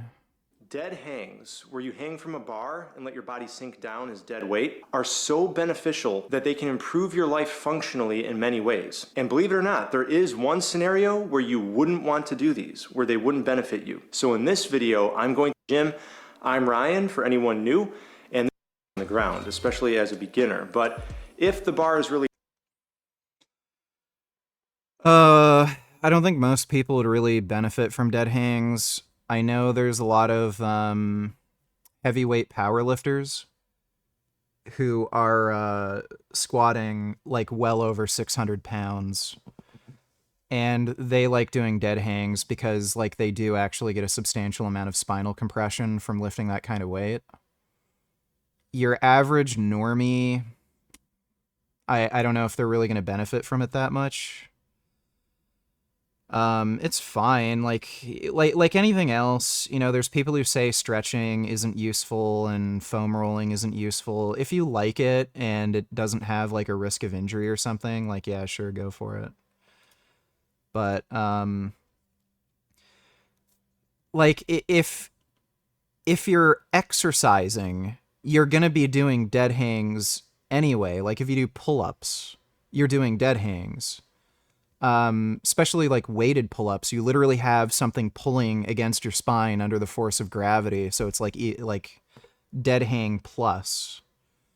So I don't know how useful it is for somebody who's actually doing training. But thanks for the donation hanging out. In the morning, I still have my abs. Not like, I'm not shredded. I'm not like Brad Pitt in Troy, but although he's not bodybuilder shredded, but it's not too bad. I wish I did this years ago, because I've had these bulks like the one I did last year when I was going crazy with the fried food, going to the Mandarin. Isn't it more beneficial to bring the bar down to your clavicle when you overhead press? I don't know why he presses like that. I know there's some people with really poor mobility who like either can't or it's just really uncomfortable for them. So he may not bother bringing it down that low just because of mobility issues. When I overhead press, I do bring it down to my clavicle, but like I have pretty decent mobility. $2 did I know this guy is tiny in comparison to you, but here he claims he's not even on a cut and is comfortable while you are suffering before the roids. He's definitely on something. He's on steroids. This guy's a lying fake natty dipshit. He's on steroids. For one, so like there's a few dead giveaways. Like you can just look at the quality of like his skin. Like when you have this like weird rock hard paper thin look, you're probably on something. Like naturals just don't really ever look like this. Like the guy is, and he looks like this constantly. He looks like an open pro bodybuilder in terms of like leanness. He's as lean as a professional open pro bodybuilder. Like maybe he would have to diet for like a week, you know, to match somebody like, you know, name a Mr. Olympia competitor like Dorian Yates, like to be as lean as them. So, and he's constantly like this. It's just not happening if you're natural. You're going to get hormonal, moody, low energy. You're going to feel like shit. You're just not going to be that lean naturally. And again, especially the quality of his skin, it's just not happening. If I had to guess, the guy's probably on a low test dose and he might be taking some DHT derivatives. So something like Anavar or Masteron, something like that. His argument is, oh, I'm not that big. I'm like actually a pretty small dude. Like I think he weighs 150 pounds or something. You don't have to leverage the drugs to get as big as possible. You can leverage the drugs to just maintain a good amount of muscle mass and strength, but be extremely lean and stay there comfortably. So, again, I can tell you from personal experience, dieting on testosterone is way fucking easier than dieting naturally. And the reason is, like, you just maintain strength and energy and, like, a high mood. You just don't get thrown off from the shitty-ass diet you're on. And on top of that, like, his nipples are just constantly fucking erect and hard. Like, my nipples, since being on test, they're always hard. So that's also a fishy thing. But yeah, the dude's, he's not natural. He's full of shit. Thanks for the donation, though, W. Speed shows off his physique. Also possible future collab with Usain I'm thinking about Bolt. bulking, y'all. That and it's wintertime. It's wintertime. I feel like bulking at wintertime's the best. I got good leg muscle. I got my own. I'm thinking about bulking. He didn't really bulk. My G, what's good? We can link up anytime. I'm retired now, so I'm not running. But I can coach you. I can coach you to go faster. You're already fast, but everybody wants to be faster, right? Yo! Right.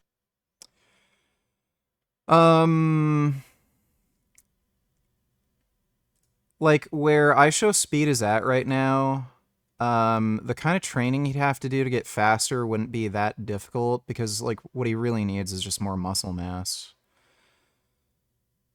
But, yeah, sprint training is some of the most, like, highly specific and difficult to periodize, training on the planet.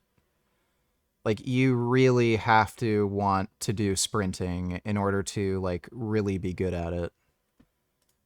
But, yeah, he really just needs to put on muscle. Thanks for the donation, though, Pooh. I just joined the stream after finding out you're on Kick and missed 4 streams, didn't see your rig post. So if you could hang on for a while, got some more donations too. Also late Jasmine birthday wishes, did you send her any wishes? No, I don't give a shit about her and we don't talk. Thanks for the donation, dude. And eating Timbits, eating, just so much fat, whole milk and whatever. Just gained way too much body fat. I mean, that kind of does help with moving the weight, but you feel like shit. Especially after, I remember when I'd eat my like chicken tenders and deep fried potato wedges. I used to get that at the Hot Deli at Zayre's, and I would feel like shit for 3 hours after that. Some guy just commented, and he says that this overhead press that I do looks like a Tusken Raider holding a gun over his head.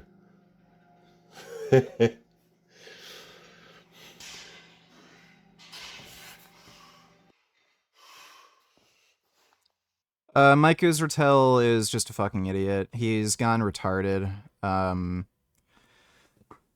not sure exactly what happened to him, but I know for a fact he's been on Tren and Nandrolones. I think it literally fried his brain. He doesn't act like a normal person anymore, and he's just gone stupid.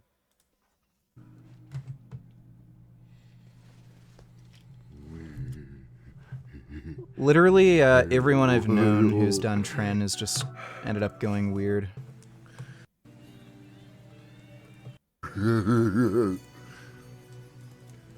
Maggie. Oh. I'm a spot for CCP. I have a pancake eye. This is Islands of Adventure, or in Orlando. This is where This is like the Poseidon versus... If I licked your nips, would they stop being hard? Just maybe, Gig. Just maybe. What is it, like Battle of the Titans? Yeah. It's Zeus and Poseidon, they're fucking going at it. And it's sort of an interactive thing. There's this really cool, like, cyclone of water that you go through. What time is it? I'm going to start getting better with my editing, so I'm going to put that in now, if I can find the video. You know, sometimes I think to myself, I'm like, you know, I want to go on vacation this winter. I'm going to go to Florida. And then I'm like, that's going to cost a lot of money. And I could be uploading videos that whole time. Growing the channel, making it huge. Getting to influencer status. Okay, instead of neckbeard status. Okay. Who's that supposed to be? How do you eat that? You have to have like an Emotep mouth to fucking eat that. Mine feels like credit school of 9 million. Jesus. Does that... Dude, imagine uploading that for a dating photo.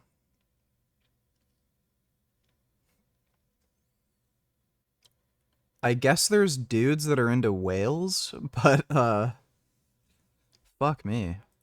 Does anyone know a marine biologist? Is anyone here a marine biologist?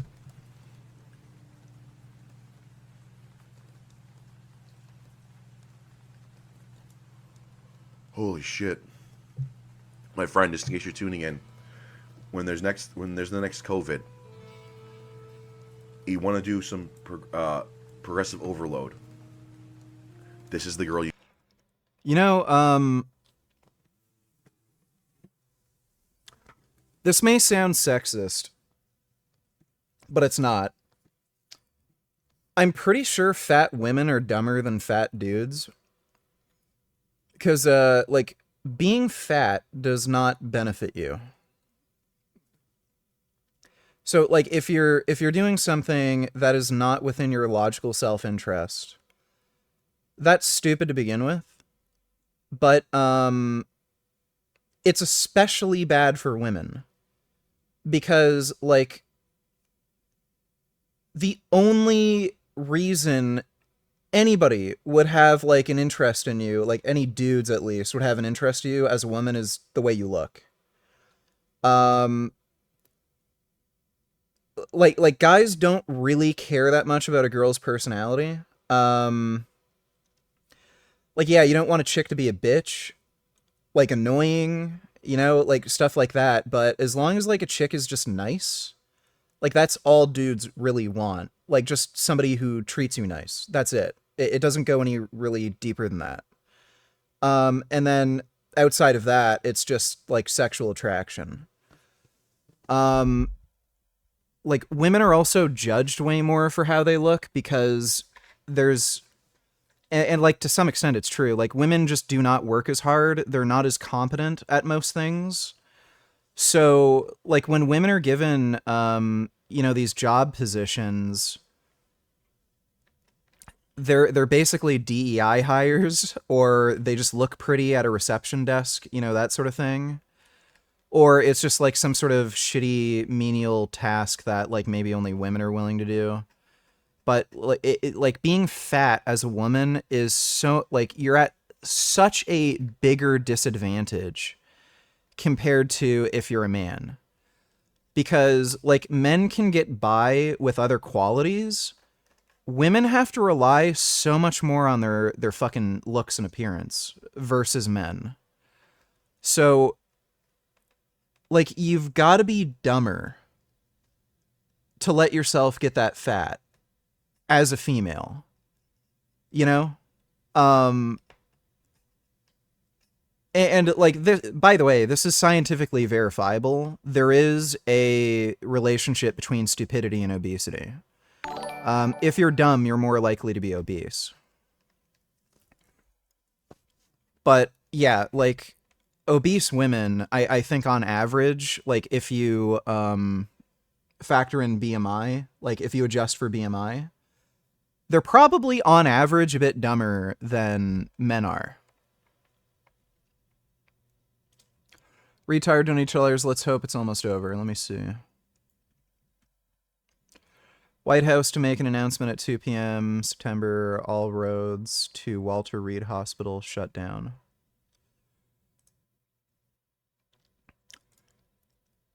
This was about, like, the closure because of Medicaid or something, right?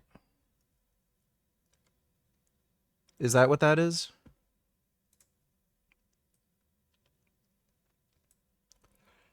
Less than an hour to close. Both Domino's locations nearby the Pentagon are reporting high traffic. Likewise, both Papa John's nearby the Pentagon are also experiencing. Yep. That's always a good sign they're working on something. Pentagon Pizza Report. That's hilarious. I wonder if they ever order in Chinese food. There should be a Pentagon Chinese report. Pizza is the best, like, thinking food. Like, Chinese food sort of slows you down and it makes you want to sleep. Like, pizza, it doesn't give you that itis. It kind of, like, lets you just keep going, and you got, like, a good mix of carbohydrates and, like, not too much fat in there, so that you just, you know, you stay kind of charged. And you can eat pizza when it's cold, too. Chinese food, like, in general, you can eat when it's cold, too, but, like, pizza, you can just leave it out. If it's good pizza, you can still eat it when it's cold. Thanks for the donation, though, retard. Do you need to do your squats with? Oh, Mac. What? Mac as in truck? Get the fuck out of here. Feven? What kind of fucking name is that? Oh my goodness. There hasn't been one skinny girl yet. That's Jeez. disgusting. What kind of fucking gruesome looking vegetable is that? Dude, that's something that triggers the fuck out of me. Wait. This shit? So, when people upload, like, dating photos, and then there's two people in the photo, and, like, they put that as their profile pic, that triggers the fuck out of me. It's like, what are you, fucking retarded? Like, which one are you? It's so...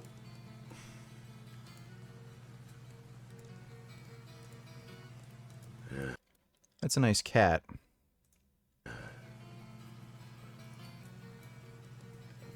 No smokers.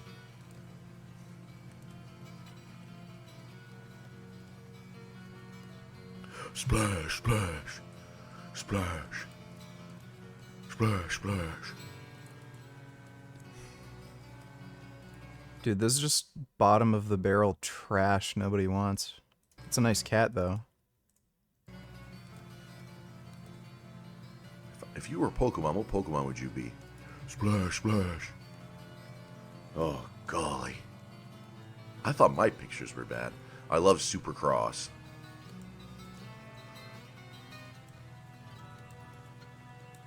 At least she has a good face, but there's like an extra 5 pounds of fat on it that shouldn't be there. Okay. This is constructive criticism, by the way. Okay, I'm here to see if there's anyone out there for me not interested in hooking up. Dodo donate $2. Can we watch from the beginning? This is not the United States of Patrick Bet David.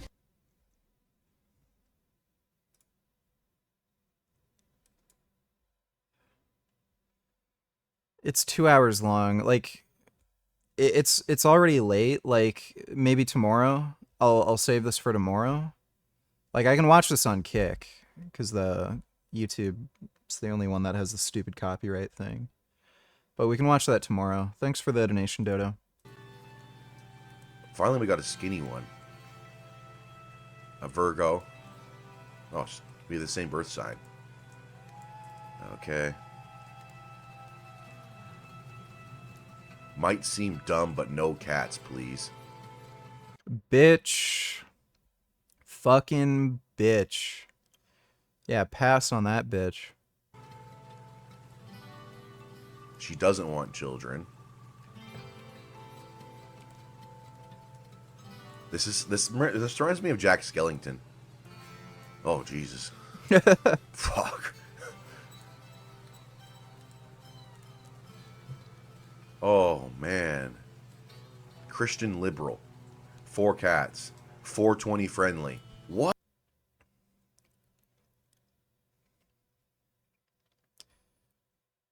Yeah, Christian, no. Liberal, probably not. 4 cats, approved. And a dog, approved. I don't drive / have my license. That's a big red flag for me. 420 friendly. I don't know about that one. What? What does this mean? Cape Town? Addicted to my vape and music. Yeah, that's a pass. Ask for my number.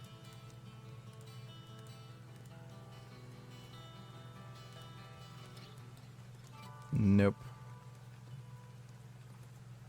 What the fuck? Okay. There hasn't been one normal looking girl yet. Polyamorous. These are the most, like, horrible bunch of women I've... Like, oh my god, just... The rejects. What dating site is he on? Tinder. Oh my god. Oh. It's infested with just Okay, 35, rejects. That's also for body count. Maybe it's probably higher than that, actually. Hopefully the internet's not taking a shit on me. You fucking son of a bitch. Just a minute. Oh. Oh, there we go. It's back. Alright. There we go. She's got a kid. Oh, kids. Yeah, passed. Yeah, nope. Newfie girl. That's funny. The one, like, good-looking girl has kids, single mom. Jeez. So, Newfies are, like...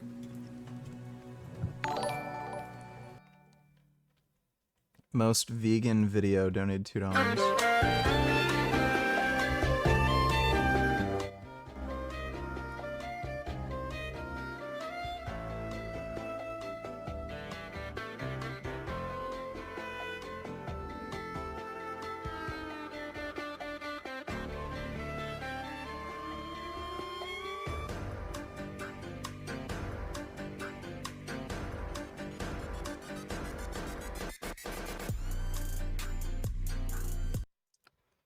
Alright, that's good. Thanks for the donation, most vegan video. Oh, another single mom. They're like travelers or pikeys. Oh my god.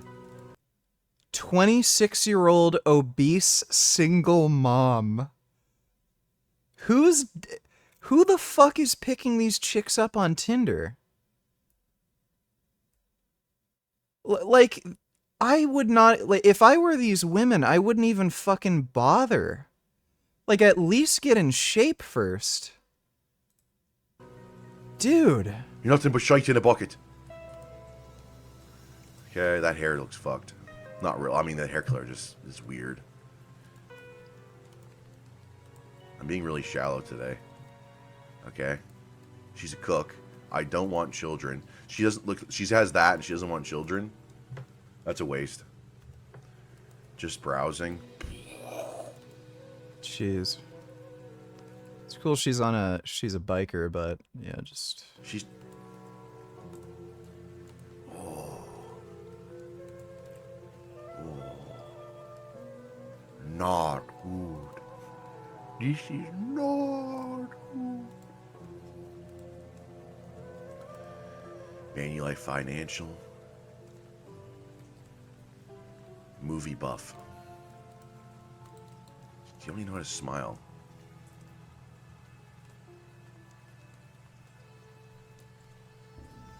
Movie buff.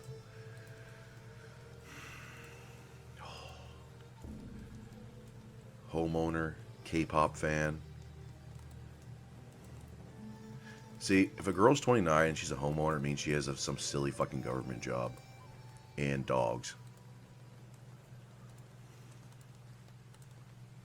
Because if you're not aware of it, the government is well, among other things, but it's there's other things, functions that it has, although they're not good.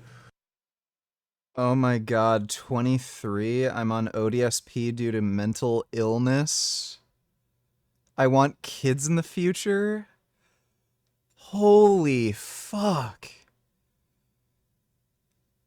Like, you know these people are just, like, bad news when they're willing to post this on their dating profile. Like a sensible person will kind of put their best image if they're looking for a date, like, and sort of sell themselves. It's kind of like a job interview. These people are like, yeah, I'm like a fucked up retard. I'm obese, single mom, mentally ill. Like, holy fuck.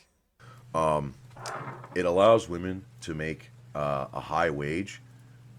I'm really curious if any of these chicks get any fucking dates. Like, what a fucking massive red flag. Having any skill or productivity, and therefore they don't need to pick a man. They don't need to be wise with their choices in men, and they don't need to become skinny because they don't need men. Because being skinny means that someone would want to have sex with you. Okay. Well, unless you're like one of these guys that'll just put it in anything. I don't have that sort of brain. I'm not from the third world. I don't have a third world brain. And no, that's not cope. Please. Please. Okay.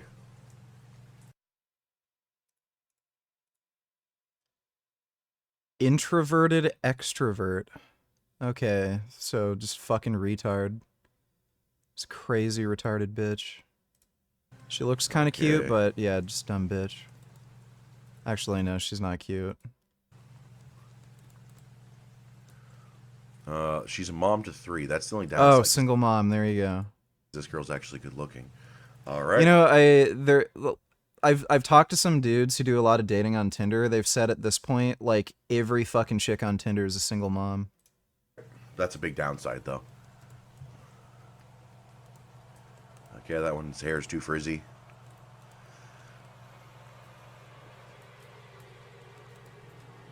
That wasn't a good picture. Computer science.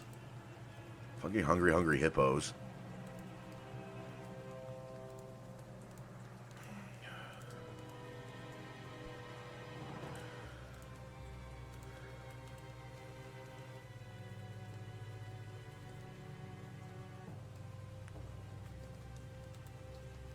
Oh my god, for real?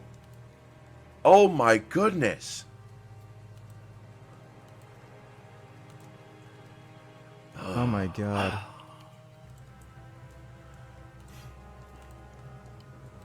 Where are the fucking hot girls? Dude, it's so weird. How can you take a picture of yourself in the mirror like that and be like, yeah, I'm gonna post this? So the hottest one so far is a Do you think if you put vegan in your Tinder bio, your account would get recommended less? Probably, depending on how the algorithm works, but I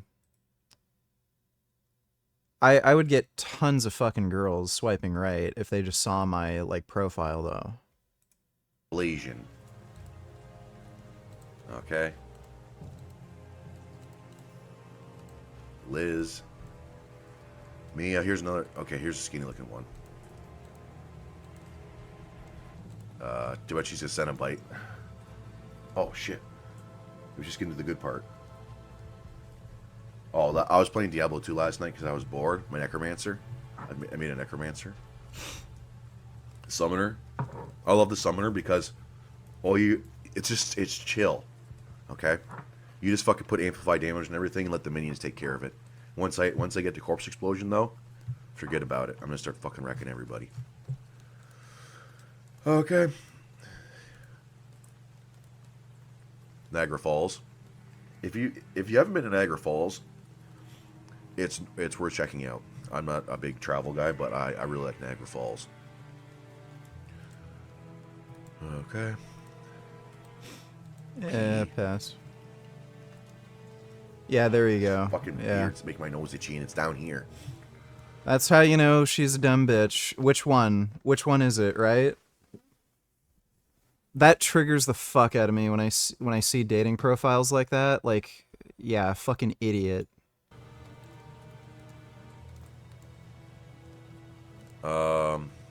Yeah. What gross. sort of drink is she making? Farming? Oh my god. A little too big, otherwise she'd be okay. This girl's as big as a fucking house. Yikes. And she's... This is her ex-boyfriend, Tran. Tran Ping. People think my haircut's fucking...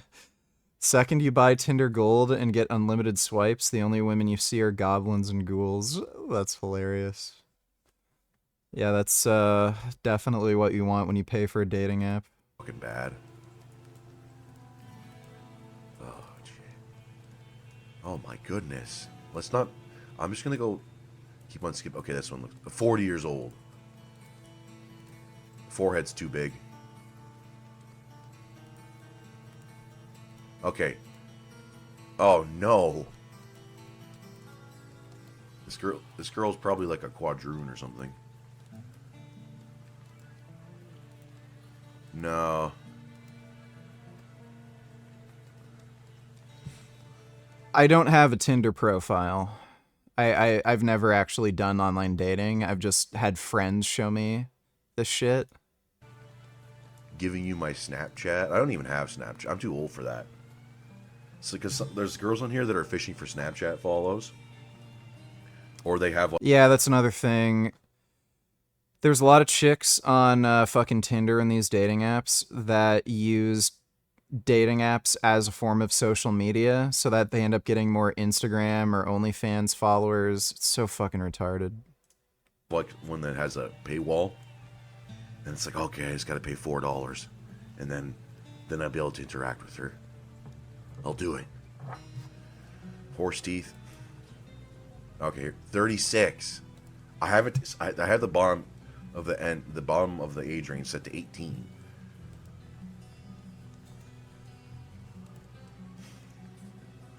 Okay, here we go. The first good-looking one is an Indian.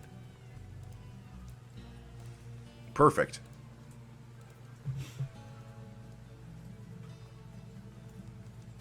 What countries are these? AM? AM. Syria? Lebanon? Canada? AM. What the fuck is AM?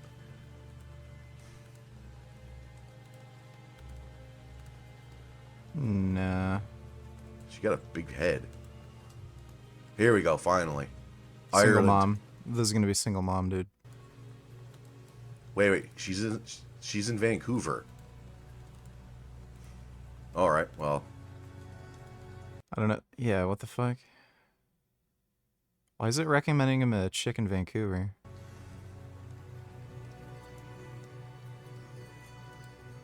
Roxy. That doesn't sound like a traditional Indian name.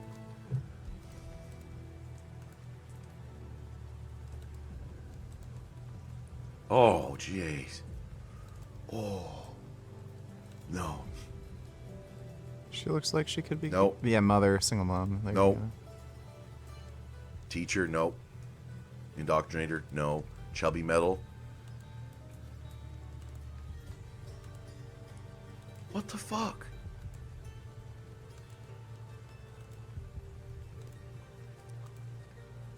Oh, dude, was most that of these Beaker? women are fucking goblins.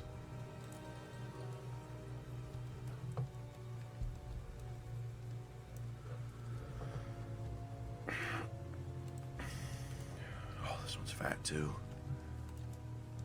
Okay, here we go. Finally,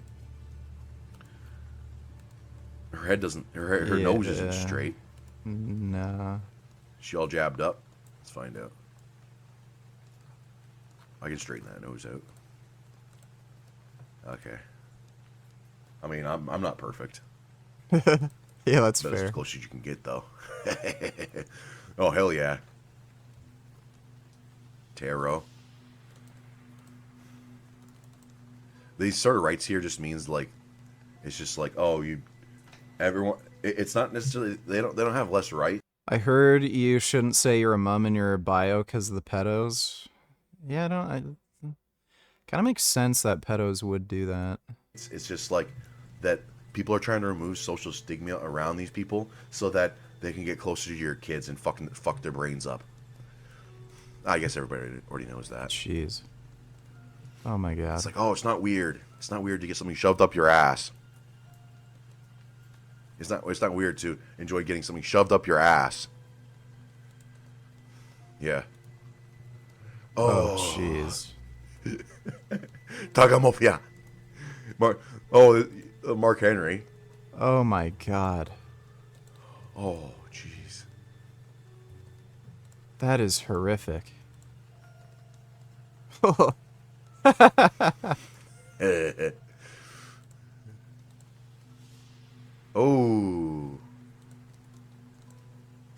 Oh. Pikey face. Dude, that is so weird having photos of your kids in your fucking Tinder bio. What the fuck are you doing? Honesty and transparency is Bro, key. like, these people are all fucking cracked. I'm glad you're honest about your body.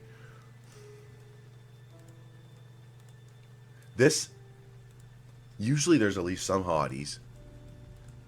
There hasn't been one hot girl yet. Okay, this girl's a nice face, but she's fat. Okay, native, Sicilian.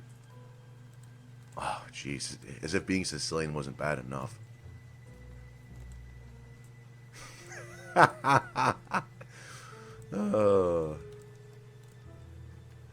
I like bugs and reptiles. I can tell. Okay, Hey, she's Thea. cute. Okay, there we go. That might be one hot one. Karen. Jewish. Niggas will set a fat bitch like that and go hell yeah.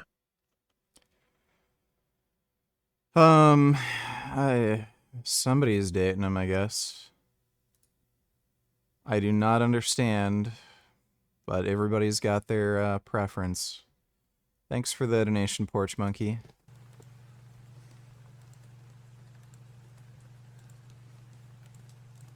Perfect. What is she, a lawyer? Government. Okay, I don't want to say anything bad about her. She's going to freaking sue me. Okay. Guy. Oh my god. Or is it a guy? It's a Yeah. guy. Yeah, that's a dude. This is That's hilarious. Giving him a trans person. John fucking Goodman.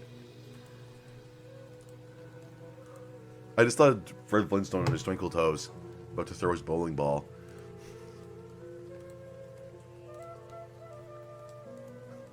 It must be my profile that's attracted. I don't. Okay.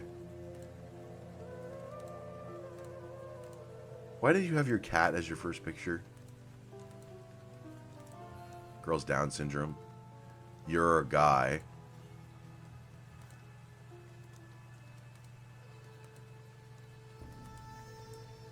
Yeah, That one looked kind of weird. I don't know if that was a trans person. Yeah, is that a trans chick? Jack. Yeah, you're a guy. Yeah, I think so. There's like the Tony Huge. I'm gonna end it there. Okay, well maybe we'll check out this real quick. At least it's a fucking girl. Okay, those tits don't look very good, but yeah, holy shit. Dude, I ain't never getting Tinder if that's what you have to fucking deal with. Lost.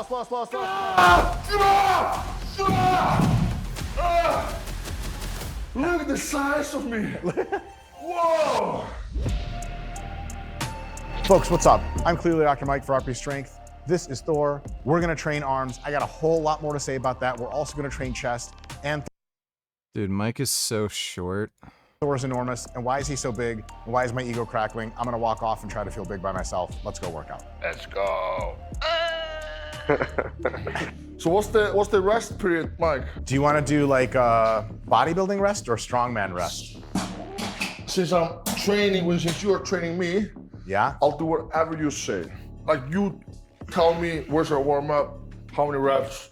You tell me to go again after warm up. Where should I start? Will we start here? Put the retard donated $3. Let me see.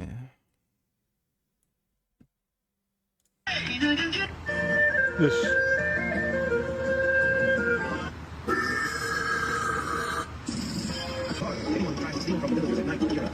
Rain bet, rain bet, rain bet, rain bet, rain bet, rain bet.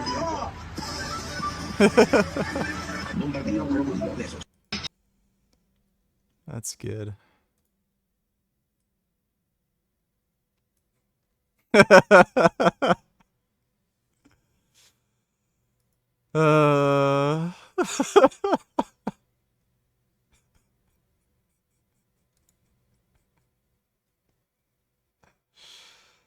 Oh, that's good. Fuck. Toothbrush when you brush your teeth, because you see, don't eat Kit Kat, don't eat Snickers, don't eat Smarties, don't eat Warheads, don't use shampoo or conditioner. Also, don't use Vaseline cause. Don't eat McDonald's, don't eat Culver's, don't eat Five Guys, don't eat cannolis, don't eat tiramisu, don't eat peas, don't drink water in plastic, don't eat black pepper, don't eat black beans, don't eat peas, don't eat corn, don't eat whipped cream. So Bruce Lee wasn't actually a real person. I believe they actually cloned him. And they tried, don't eat pasta, don't eat lobster rolls, don't eat Uncrustables, don't eat ceviche, don't eat marshmallows, don't eat onion rings, don't eat cheeses, don't eat pulled pork, don't eat pineapples, don't eat pretzels, don't eat lemons, don't eat nerds, don't eat carne asada, don't eat dragon fruit, don't eat Jack in the Box, don't eat little, don't drink Kool-Aid. Kool-Aid is poisonous. If you look at the back, I keep telling people stop eating butter. 90% of the butter sold in stores is fake. If you actually look closely at, don't eat pineapple, don't eat Chick-fil-A, don't eat kiwis, don't drink Arizona tea, don't take pre-workout, don't drink Monster, don't eat Fruit Loops, don't eat Krispy Kreme, don't eat popsicles, and definitely don't eat canned tuna. Because don't drink kombucha, don't drink lemonade, don't drink Diet Coke, don't drink Pepsi, don't drink egg whites, don't drink Fanta, don't drink toothbrush when you brush. That's funny. Something really interesting, though, on August 19th. And this is something also that Alex Jones said on a show that I did with him earlier not this month, but last month in August. On August 19th, Trump is quoted in an interview as talking about heaven. And in the context of his meeting with Vladimir Putin and bringing an end to the war in Ukraine, Trump says, this will get me into heaven, he says, which is, once again, an uncharacteristic thing for him to say. Trump has been with us for 10 years, and like him, love him, hate him, whatever you think about him, this is not a deeply spiritual person. This is a very strong, stoic person, fatalistic, you might say. Pays lip service occasionally to some vague notion of God, Christian, cultural Christian religiosity, but he's not a deeply spiritual person, doesn't speak in moral or spiritual terms. And when I saw that quote, I remembered this is something that Alex Jones has said to me also, that privately, people say that Trump is talking all the time about heaven, about going to heaven, about the afterlife, about these things, which is, again, just another one of those data points. It's another uncharacteristic thing. Yeah, he knows he's gonna die soon. He's not in good health. Thanks for the donation, though, retard. Those down. Let's get the 30s. Let's start with the 30s. 30s, okay. And we'll talk you through the technique. It's very, very special technique. Okay. Let's go. Why are you out of breath? Why are you out of breath already? That's it. Larry Wheels, show me what your dumbbell press looks like normally, and I'll walk you through the modified technique. Very good. Cool. Okay, stop for a second. Yep. Have a slightly bigger arch. Push your chest up more. Very good. And then what I want you to do every time, and this will be easier with the heavier dumbbells, is the goal is to get the inside of this dumbbell here to touch right under your front belt every single time with a pause. And so you're not going here, you're going out here. Okay. And you're gonna take a 1 second pause at the bottom and then come all the way up. Give that a shot. All the way up, and then nice and slow. Perfect, just like that. Very good, as deep as you can, really stretch at the bottom. Yes. Today, everything is about the deep stretch. Oh, this is boring. How many? You done here? Are you serious? More. You don't warm up. Go. 5 more. It's 5 more. God damn it. This Sorry, is so light. sorry you got bored. You're making me look bad in front of the camera, Mike. And good enough. Perfect. Rack. All right. All right, and then you can just chill for a sec, Thor, but the next weight we're gonna use is gonna be 60. Let me do a quick intro. Just relax for a second, pace around, maybe stare down Max, the editor boy. Yeah, he loves that sort of thing. Oh, God.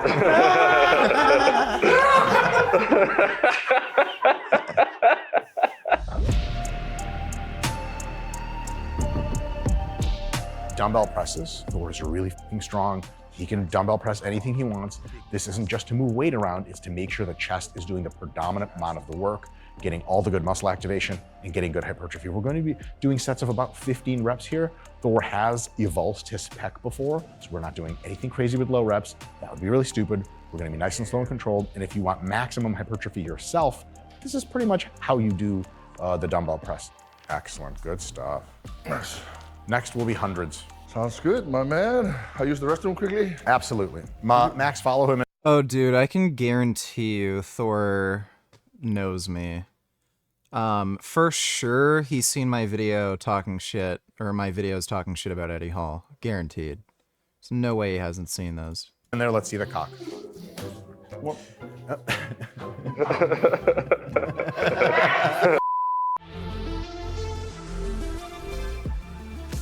Yep, wide, all the way to outside of the shoulder. Here. Yes! It's gonna feel weird.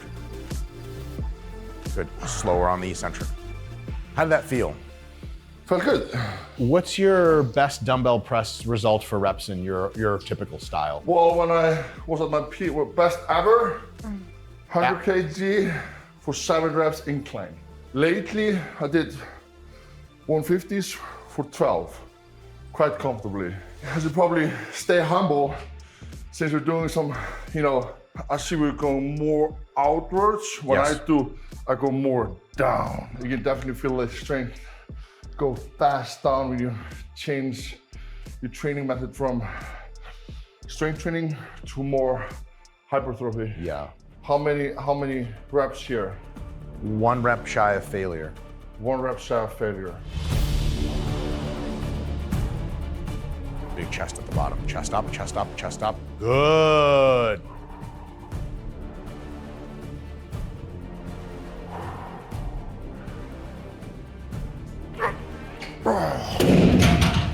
Yeah, I felt that. How many reps did you have left in the tank? Probably like 25. I'm joking. No, honestly, not many, I think. Not many. Okay. 1, max. Okay. Mike is not coming. Okay, Mike's not watching. I had a lot more left. But I'll tell him only 1 left. Okay. 7. Keep going. Must get 10. 8. Slow. 9. Slow. 10. There you go. You're kind of scary in real life, but I figure you're cool. Yeah. You. I'm dead. I'm alive. Slow. Because they're super safe. There's nothing to wobble. You can always just rack with your body weight. Why in the fuck would he have Hofthor doing fucking push-ups? Oh my god, that is so fucking stupid. Like, the guy can bench almost 600 pounds. Why in the fuck would he do push-ups? And they get amazing, amazing stretch. But here's the thing. Control that eccentric as deep as you can, looking forward and up is really good because it expands your. Good. Wait 1 whole second at the bottom. Ooh, I can't wait for those. Second to last move. So stupid. I don't know why anybody does push-ups. Movement. These are barbell skull crushers. They're awesome. We're gonna have Thor try to touch his chin. He's so gigantic. His arms don't actually bend that far. As deep as possible, elbows in, all the way down under control, with full lockouts every time. Should be fun. And if we're extra, extra mean, we'll superset them to close grip bench, but I don't know, feeling like that. What do you guys think? Write it in the comments. We'll take a time machine and we'll modify this on the other end.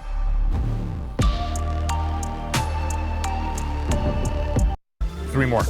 Elbows. Cake? I need that. Elbows in. Good. Good. Comfortable. We're not here for comfort. Good. Again. Yeah, isn't this like only 135 or something? I feel like he should be able to do way more weight than that. Couple more reps. Most wholesome thing that's ever happened on this channel. I keep saying good ships. And Retard donated $3. Let me see.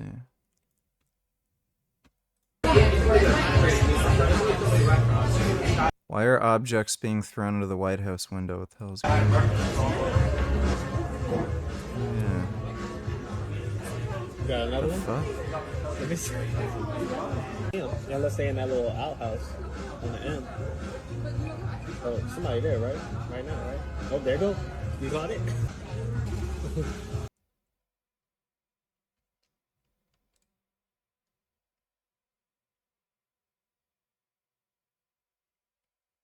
Weird. Papes is all kicking off. Look, man's top of the world. Happy! Happy! Somebody! Ahoy! Let's have it! I think that man might be mentally ill.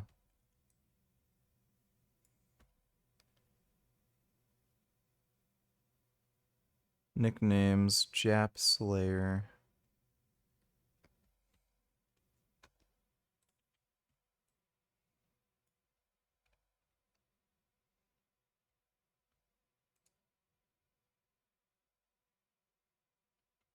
Button in the knife's handle. This triggers a CO2 canister hidden inside, causing it to burst. As it does, it shoots compressed gas through a tube in the blade before coming out of the tip. This freezing gas is injected into the wound and expands violently, destroying the tissue around it. The shockwave is enough to explode the shark from the inside, killing it before it can kill you.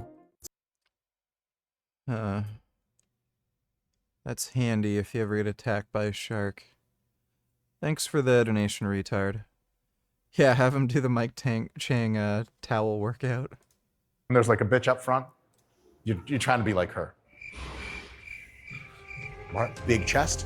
Let your arms come all the way back. Big stretch. And then curl. This is a stupid exercise. Yes. 2 more. Curl. 1 full second at the bottom for that. Yeah, this is a stupid exercise. I really like that rogue functional trainer, but this is a stupid fucking exercise. Crazy stretch. Big chest. Arms back. Yeah. Good. And as if you're going to do another one. And rack.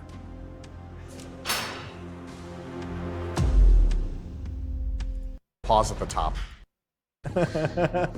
Only arms, Thor. Good technique.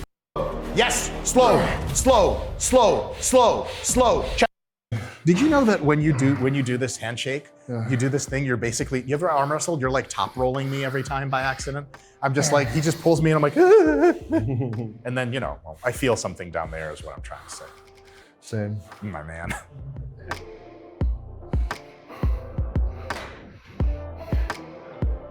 $200, baby. You're getting heavier. Holy fuck. He's 200 kilos. Isn't that like close to 450? Jesus fucking Christ, he's huge. As we speak. How many calories per day? 8,000, roughly. I don't really I know them roughly, but if I have slightly more, slightly less, it's not a big issue. And I'll sometimes rotate my diet slightly, Bro, the amount of money he must spend on food would have to be crazy. 8,000 per day. But for the most part, it pretty much stays the same. I'd really like to know their drug stacks. I wonder if they have to use insulin because they're eating so much. Because I know pro bodybuilders, like the big open guys, they literally have to take insulin because the amount of food they're eating, their pancreas can't produce enough insulin. So they've got to be They have to be using insulin. Like, especially somebody like Thor, who's that fucking big. 63. Really? 63?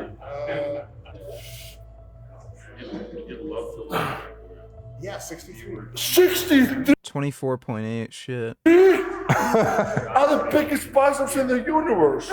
Guys, this was a phenomenal chest and arm bro. Yeah, he's ultra bulked for that the 510 kilo deadlift he's trying to do. Yeah, he's literally more than double my weight. Yeah, I think he's like 6'8" or 6'9" or something. Yeah, he's fucking huge. Ribs. Because you know what? I have another bullshit reason of why I don't just work on my core control. Dr. Mike's real. It's about him talking about surgery, and I'm just gonna go over this and I'm gonna react because I saw this already. I'm like, what? I need your help, guys. I honestly need your help, man. I need to know if I'm going mad. Is HCG recommended if you plan on just doing one steroid cycle, then planning on staying natural afterwards? There isn't any evidence that these post-cycle therapies like HCG have any benefit. So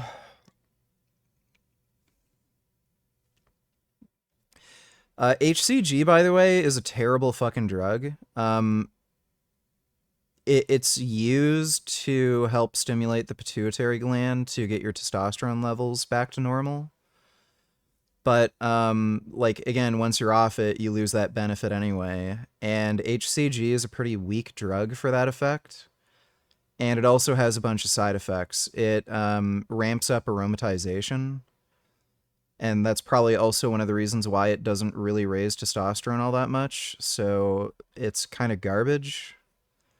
The only time I'd really recommend using HCG is if you're using it as a fertility treatment. But if you're planning on going on steroids and coming off, then just go on steroids and come off. I wouldn't bother using something like HCG. Or this let me just... Why did you get plastic surgery? Now that I'm into bodybuilding and I have an aesthetic vision for my physique, a huge limiting factor of mine was that, like, I just had love handles. And when they weren't filled with fat anymore, they were filled with water, and then they just looked like shit all the time. And I was like, fuck this, I can just get them cut out. So I did. I will be going through surgery again, probably at least a few more times. Why?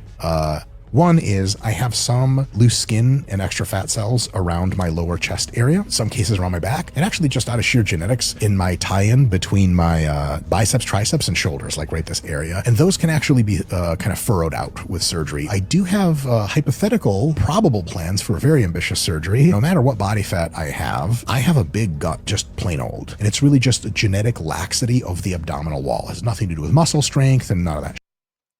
You're fat. You have a big gut because you're fat. And so you can plicate the obliques, you can plicate the rectus abdominis, and it brings your waist in. And just in case you were ever going to blow that out, you get a polymer sheath installed around your entire, like a corset sheath. And then it constantly keeps your waist to the size that most people of my leanness have. This guy is literally going to turn into Frank Tufano, and if he gets these surgeries, he's just going to get fucked up and not be able to train. What a fucking retard. Like, buddy, how about you just not get fat? Holy shit. I have been thinking about potentially going to that next level of surgery and getting my two bottom ribs broken inwards to have an even cooler, even smaller waist. Ideally, I'd like to have a tiny waist. I think it's magic. He doesn't know what a waist is. Your ribs aren't at your waist, you dumb fuck. This is real. He's not trolling. He's on Dr. Mike, who's got a massive channel. The first thing he said. Why did you get plastic surgery? Like, this is why I don't fucking take Mike Isertel seriously anymore. He's like just a delusional dumb fuck. Surgery. Now that I'm into bodybuilding and I have an aesthetic vision for my physique, a huge limiting factor of mine. Okay, now that he's into bodybuilding, he started bodybuilding the same time I started bodybuilding, 2012. We started bodybuilding the same time, okay? 2, here's a problem with extreme pageantry. Any other sport, you have tryouts, right? You have trials, you go through a trial process, and if you're not good enough, you don't make the team. Like if you're not good at soccer as a child, you're damn well not gonna be a professional soccer player. Same with baseball, hockey's, basketball, any professional sport. Bodybuilding skips all that. Bodybuilding invites everybody in and gives them a chance to try it. It's a massive bottleneck system. Bodybuilding would be like a small bottleneck opening and a massive Culligan, body, right? And this big Culligan body is like, everybody gets in, then all of a sudden it's like, but this many people are gonna actually make it. Every other sport, if you're not good enough to be a professional, you accept it and you move on. Most people sometimes use steroids at, the earlier stages in their athletic careers because they want to become professional athletes. Those who maybe make it to... What's crazy is that Big Lenny was around Thor's size in the late 90s at his biggest. Big Lenny was around your height too. He had no business being that size. Yeah, he got super morbidly obese. Really, really fat. What's funny too is he'd actually diet for a bodybuilding show. Like he could get lean. It's weird that he got that fat. Thanks for the donation though, nigga. To the collegiate level or the semi-pro level, and they want an edge and like, I gotta be faster, I gotta be stronger, so they use steroids to give them a boost. Probably there's guys who are using steroids too that are actually pros, but when it comes to the ones who don't, they try to take steroids to make it. But guess what? It doesn't matter how many steroids you take, it doesn't matter how many things you try to do your body, you will not be a professional athlete. That's how it goes. But Dr. Mike here just can't accept that he just might not be fit for this. Now, I said that he eventually at one point could probably get a pro card because honestly, when it comes to bodybuilding, if you're at the right show and you've got the right conditioning, everything, and things fall into place, Mike could possibly, but not guarantee, because there's a lot of people who have it together. Dr. Mike, it almost feels like he's trolling. That it's like, I'm going to go through all of these surgeries to become a bodybuilder. And stop, like right now I can already hear it. Never heard it in the comments before. Oh well, women, they do cosmetic stuff. This is for people who need more understanding about bodybuilding itself, okay? When women do cosmetic surgeries for bodybuilding, it's because they get lean and they lose breast tissue. So they are flat chested. So they get breast implants. So when they're lean and they've lost the fat on their body, when they've got conditioned enough, they lose their fat tissue. They lose their breasts, their face sink in.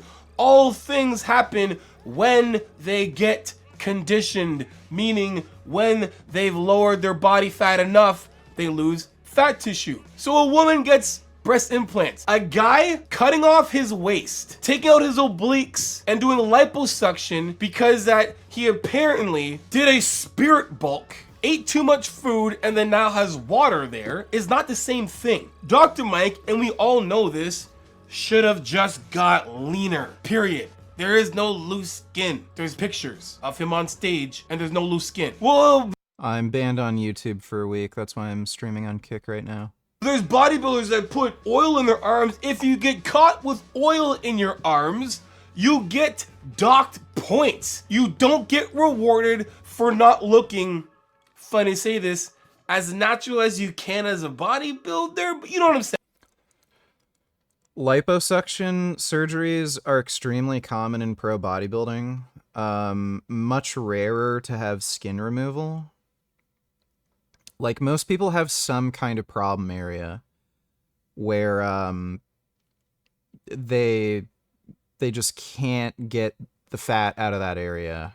And even if they get down to, like, 5% body fat, which is very difficult, they still have, like, a bit of fat in that area. So it's very common, liposuction.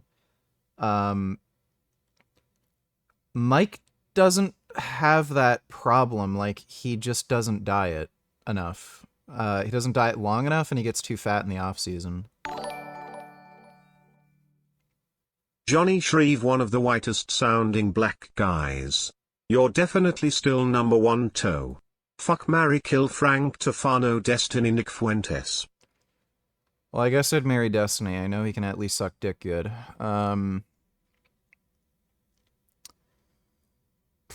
Guess kill Frank Tufano, fuck Nick Fuentes. Thanks for the donation, retard. Second point, Dr. Mike's entire platform. The reason why he's here right now, the reason why he has subscribers, a massive following, is because his entire platform is science-based, evidence-based. Does it not kind of like contradictory that the person whose platform is preaching about evidence-based, science-based, and he's basically taking a cosmetic shortcut? Sorry guys, it's a cosmetic shortcut. You want to do that for yourself? Do you? Go ahead, do it. It's fine. We're not judging.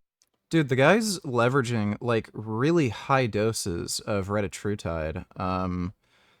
I think he was actually near the maximum efficacious dose at one point during his bodybuilding show, and he still couldn't like diet enough for the show. He's got like fucking problems with eating. Real problems. I'm only on 2 milligrams of Reta per week, which is the minimum efficacious dose. It does have an appetite suppressing effect, but at 2 milligrams, it's not like crazy. For me, I don't really need it. It's actually too strong because I already have appetite issues. But like, it's just being hungry. If all you have to deal with is being hungry, it's not that big of a fucking deal. Like the real problem is hypoglycemia, not having enough energy, which is what Reta helps give you. It helps to metabolize fat and burn off glycogen in your liver. So you just have more stable blood glucose levels. But like Mike literally just can't handle being hungry. Judging you for getting, you know, body modifications. But when you're doing it so you can do better in bodybuilding, the process that you're getting judged on is discipline. And we can make our jokes that there's steroid use. Of course there is, but it doesn't matter. You can take all steroids in the world. If you don't train hard enough, and if you don't diet hard enough, and if you don't practice your posing hard enough, when you get on stage, you will not do good enough. Guys, not everybody has the genetics to be a bodybuilder. Like, sometimes you have to just accept that you're just not fit for this fill in the blanks. Liposuction. Well, yeah, Mike is definitely not fit for it. Let's see. Let's watch this Frank vid. Asking what happened to my family, and these gang stalkers, these people I keep referring to as the elite secret society members, have, I guess you could say, successfully ruined my life even before my face was completely botched.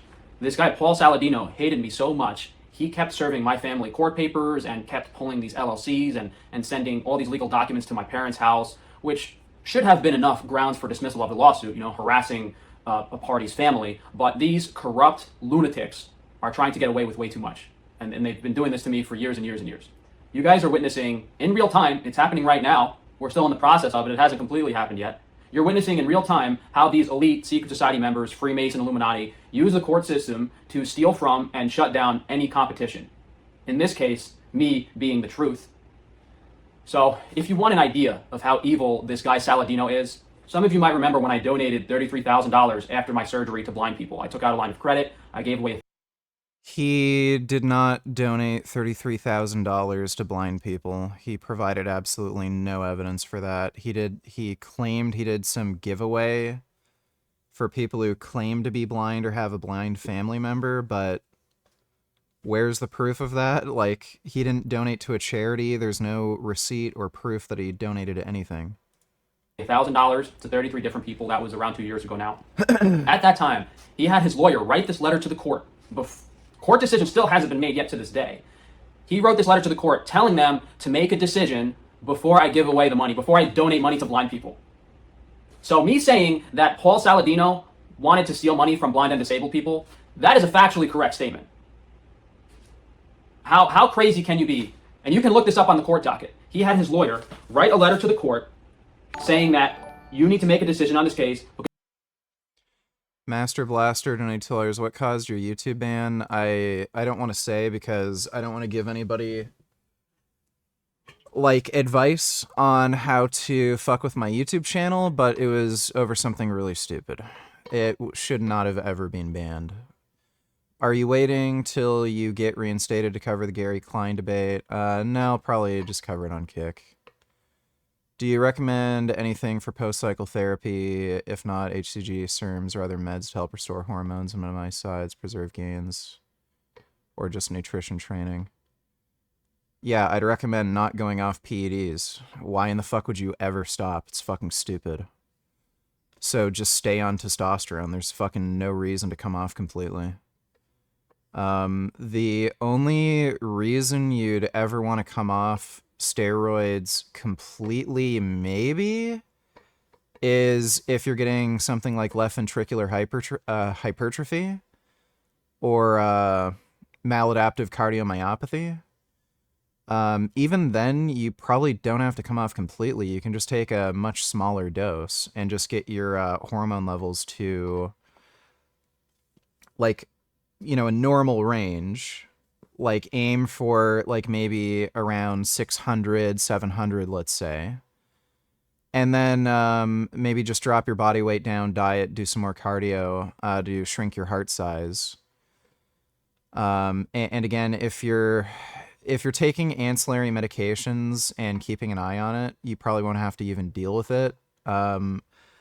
Most people on steroids don't even have to worry about that because it's largely genetic. Some people just have more androgen receptors in their heart.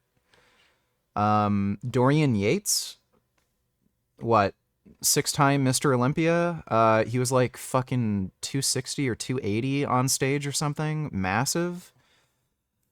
He took everything. He was on, like, literally every fucking steroid. He was taking growth hormone. Massive dude. He ended up getting, he was also on insulin too. He ended up getting a full body MRI scan. No organ enlargement. He didn't have left ventricular hypertrophy or maladaptive cardiomyopathy either. He did have a larger heart, but it was normal for an athlete. So he had a normal sized athletic heart. Athletes do have larger hearts. So it's largely genetic, and again, if you keep an eye on it and you take proper ancillary medications like telmisartan, it's an ARB, blood pressure med that protects against left ventricular hypertrophy. You wouldn't even have to do that. So if you're worried about fertility issues, just get your sperm frozen. So freeze your sperm. I think it's usually only around $10 a month to keep a sample of your sperm frozen at a sperm bank or clinic or whatever. Costs nothing. And then just stay on steroids. Why? Like, what's the point of coming off? It's just fucking dumb. But yeah, if for whatever reason you do want to come off, again, there's no evidence that something like HCG helps in the long run. Yeah, it stimulates your pituitary gland, but once you stop taking the drug, you lose those benefits anyway. So in the long run, it doesn't actually seem to do anything. One thing that can happen once you go off steroids is you can end up getting gynecomastia. So you may just want to take an aromatase inhibitor temporarily just to prevent that as your hormones are normalizing, but just stay on. It's fucking stupid to come off. And yeah, other than that, just keep training and eating properly. Thanks for the donation though, Master Blaster. Because he's giving money to blind and disabled people. Of course, the judge didn't buy any of that, but he did issue an unlawful judgment which violates my amendment rights. It's legal misconduct. It doesn't abide by the rules of the court or any of the statutes named in the case. And I can't really explain things in as much detail as I'd like to, but I will read the judgment and then my appeal to this judgment, which I filed last week. And I believe I already made a similar video to this, so I'll just add the stuff that is new. And the only reason I'm doing this again is because I'm allowed to say his name. I just have to be careful what I say. Order of default, ordered, a judge and decree that plaintiff, Paul Saladino, is hereby entitled to and is granted a judgment of default as to each and every claim as against each named defendant, Frank Tufano and Frankie's Strange Meat LLC, on the issue of liability. Order to judge and decree that defendants shall forthwith or within a reasonable amount of time permanently transfer the domain name to plaintiff. Order to judge. So I own the domain paulsaladino.com legally and was using it to show videos on my YouTube channel legally, but he was able to steal this domain from me. You can't just own a domain of somebody else's name, so that's not true. And the way he was using it was also illegal. He was posing as Paul Saladino and defaming Paul Saladino and his business. Defendants are enjoined from making public... So he literally made a website. It was like paulsaladino.com. And he was posting videos on it claiming Paul is a child rapist. And then he's claiming, oh, I did nothing wrong. It was all legal. No, you can't do that. Statements referencing that plaintiff copied, plagiarized, stole, or otherwise improperly used defendants or any other third party's work, engages in dishonest practices in connection with his business, trade, or profession, abuses prescription or illegal drugs, improperly or illegally manipulates social media posts, or engages in any inappropriate sexual activity. So that's basically violating my freedom of speech. But now I'm not allowed to talk about any... You do not have... Freedom of speech does not protect you from libel. So you can't just accuse somebody of raping children. That's not protected speech, you idiot. ...of the events that factually happened to me because this judge is corrupt. Oh my god. Order to judge and decree that defendants are directed to forthwith remove and delete all of the defamatory videos on defendant's YouTube channel related to plaintiff as further set forth. Order to judge and decree further violations of my First Amendment freedom of speech. And then they said we have to schedule a hearing on assessment of damages. So everything about this judgment is wrong. The default judgment was never served on me. It was served on my parents' house, and I should have gotten into that earlier, but basically all the legal paperwork going to my parents' house, them getting involved in the lawsuits, they became very... Oh my god, he's an idiot. So he didn't have his own place. He was living at his parents' house, and some of his business documents had his parents' house listed as his place of business. Distressed and on psychiatric medication. I got kicked out of my childhood home I had been living in since my whole life. Buddy, you're an adult. Like this guy was 30 years old when he got kicked out of his parents' house. You're an adult. Kicked out of my home, and I had to move out, and I mean, I've kind of never been the same since, but I kept it off the YouTube channel because Buddy, you're an adult. Like, oh my god. What, like, this guy is so entitled. Doesn't really matter. These people just censor and shadow ban me, and no one wants to help me. And like, by the way, it's hilarious. He's blaming Paul for his parents kicking him out of his parents' house? Like, he's so fucking retarded.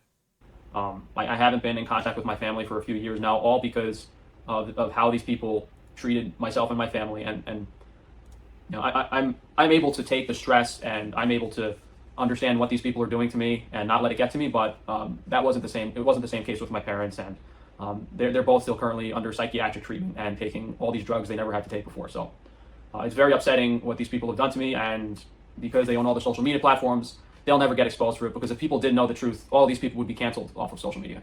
You know, how evil is it that these people, Paul Saladino, his lawyer David Lynn, all these other people behind the scenes have done this to me because all I did was speak the truth and try to defend my own work.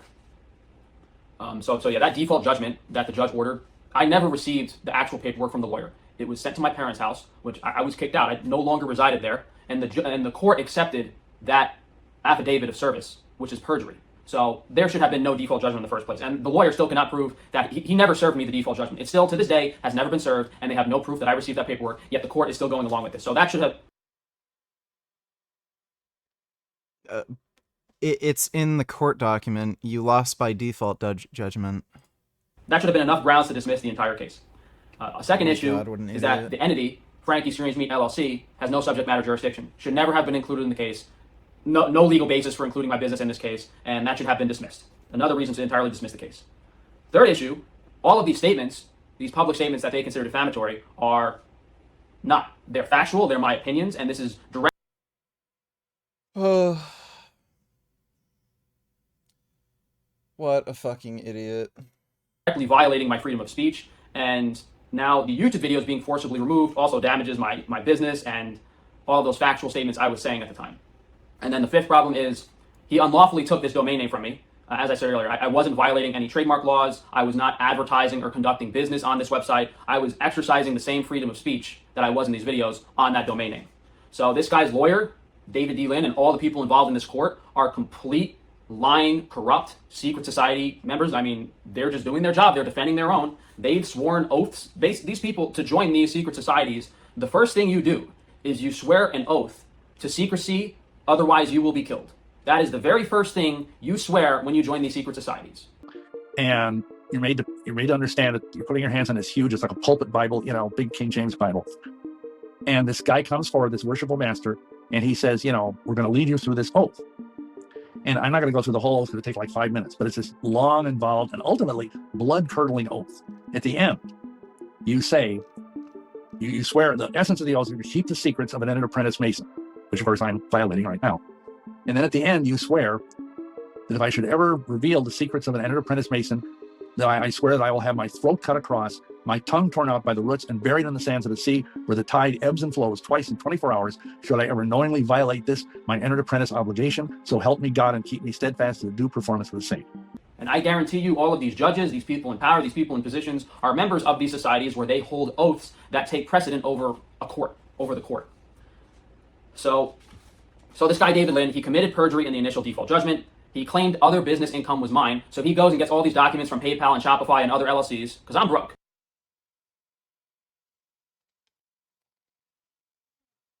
He's completely fucking lost it.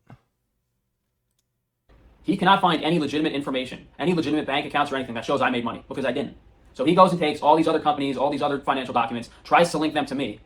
I show it to the court, and the court pretends like he didn't do that. And LLCs... So Paul was able to get Frank's, I think, T1s.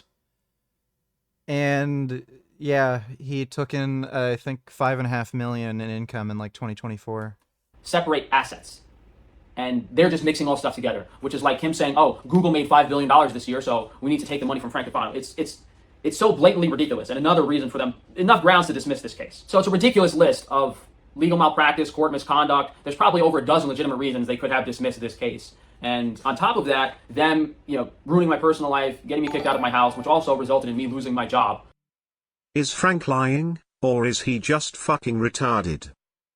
Well, I don't see why it couldn't be both. Thanks for the donation though, retard. In New York, I lost my salary job, which was how I actually made money because my business wasn't profitable. All of that stuff is called tortious interference. And the judge hasn't seemed to care. I filed multiple different lawsuits. They're basically, this is how they steal money from you. They file a lawsuit against you. The judge does not let you do anything. This case has been going on for 5 years. And out of the, I don't know, there's over like 100 notes on that docket now. The hundreds of decisions that have been made by the court, not one of them was in my favor. Not one of them. Not one. And that's so they file the case in the court against you. Most people haven't been able to defend themselves as well as I have. They don't let you do anything. They deny all your motions. They deny everything you say. They blatantly lie. They don't follow their own rules. They commit perjury. He filed this thing through the Latham Act, which is about trademark infringement. He never even registered a trademark. They don't follow their own rules, if you even bother to read them and find out that they're a bunch of liars. And then they just push it through, get it out. They're trying to push this judgment against me and then try to go and collect any personal assets that I have, which is completely crazy in the circumstances of this, as I've done nothing wrong. So, this is the case filed, United States Court of Appeals for the Second Circuit. We actually filed this back in May, but the court didn't accept it. They said there was like a filing error, and they never notified me. This is what they do, They deny your documents for BS reasons. They say there's filing errors and a whole bunch of nonsense, and then they don't notify you of it. So they were pushing that case through for several months before I figured out that I had to refile this appeal. So that video that some of you guys remember me talking about this, I had to refile it again. So we spoke about this. The proper service for the initial default judgment wasn't made. Frank Tufano's First and Seventh Amendment rights have been violated. CDG, Donny Tiller's hair true just got out of the bath. Glad to see you're still up. I missed you. How are you doing? What workout did you do today? Saw on your IG that you're tired from the diet. What's your diet? Tofu? Protein shakes or something? Can you tell us? It's basically protein powder, rice cakes, tofu, and broccoli and Brussels sprouts. I trained back today, back and biceps. And yeah, I was just feeling pretty sleepy today because of the diet. Thanks for the donation, CDG. Lemon Pepper Smack Daddy Boy donate $2. Do you prefer to be referred to as Richard Vegan Gains Burgess or Richard Burgess, also known as AK Vegan Gains? I don't care. If you were being reported on in an article or newspaper, well then Vegan Gains. So then it mentions my YouTube channel. Thanks for the donation, dude. Freedom of speech, and I haven't been given a jury trial. Malpractice by both lawyers in violation of the court code of conduct. You know, none of my lawyers helped me, and Saladino's lawyers crooked as hell, committing perjury and committing fraud with the subpoenas without suffering any consequences. Plaintiff's claim for money damages is fabricated. Yeah, they're just making stuff up. They never lost any money because no one really saw my videos besides my own viewers because I'm shadow banned and censored. And this guy Saladino, now he's got, what, tens of millions of followers? And I have the exact same amount of followers that I had several years ago, so. This is another thing I recently added. Plaintiff's claims should have been dismissed under anti-slap law. So, strategic lawsuits against public participation are lawsuits filed to silence critics by burdening them with the cost and stress of litigation, even if the claims are without merit. So, New York Consolidated Law, Civil Rights Law, for the purpose of this action, for the purpose of this section, an action involving public petition and participation is a claim based upon any communication in a place open to public or public forum in connection with an issue of public interest, or any other lawful conduct in furtherance of the exercise of the constitutional right of free speech in connection with an issue of public interest, or in furtherance of the exercise of the constitutional right of petition. So, what this guy Saladino was doing was exactly this. He filed a lawsuit to impede my freedom of speech because he didn't like what I was saying about him. But that's my constitutional right. I can state fact and opinion. That's perfectly right. However, this corrupt judge is a liar, and he was accusing Paul of raping children with no proof, knowing it was a lie. He has no problem impeding. He's saying what I haven't been given any chance to participate in this lawsuit whatsoever. And then the tortious interference, you know, serving documents and legal stuff, getting my family involved, forcing me to lose my job, messing with other business assets that aren't relevant to this lawsuit. And then the other new thing added was misuse of the Lanham Act, because I technically have rights to that domain name because I purchased it and did not use it unlawfully, yet the court has seized the domain from me. They just stole the domain name. So, conclusion, there are multiple acts of legal malpractice, court misconduct, and violation of rights that have occurred in this lawsuit that are grounds for dismissal. Frank Tufano requests that he be given a fair trial and that his side of the argument be heard, whether this means that the case has to be backtracked for the initial default filing, or the case be completely dismissed and the plaintiff may bring a new filing. I mean, this is just crooked as hell. I filed, literally 5 motions to disqualify against the judges in this case. And it's actually funny because a motion to disqualify is when you request that the judge be removed because they're biased against you. But guess who makes that decision? Who had donated $2? Watch 2712. Greg Doucette speaks about his experience with getting TRT from a doctor. Here, I have to apply. I had a 1-year permission. Yeah, well, that's why I didn't bother going to a doctor. They're all fucking retards. Normal. That's crazy. Yeah, people don't know about this when they take roids. No, I mean, I went off HRT. I was doing steroids and I stopped, and then I went and got my blood work back, and I had 47 nanograms per deciliter. And the doctor's like, I don't know what to do. I'm like, well, I probably need HRT. He didn't want to prescribe it. So he sent me to an endocrinologist, an expert in hormones, measured my testicle size and all this stuff, did another test, and I was at 49. He's like, I don't want to. Like, why do that? You know the guy's testosterone is low, just put him on testosterone.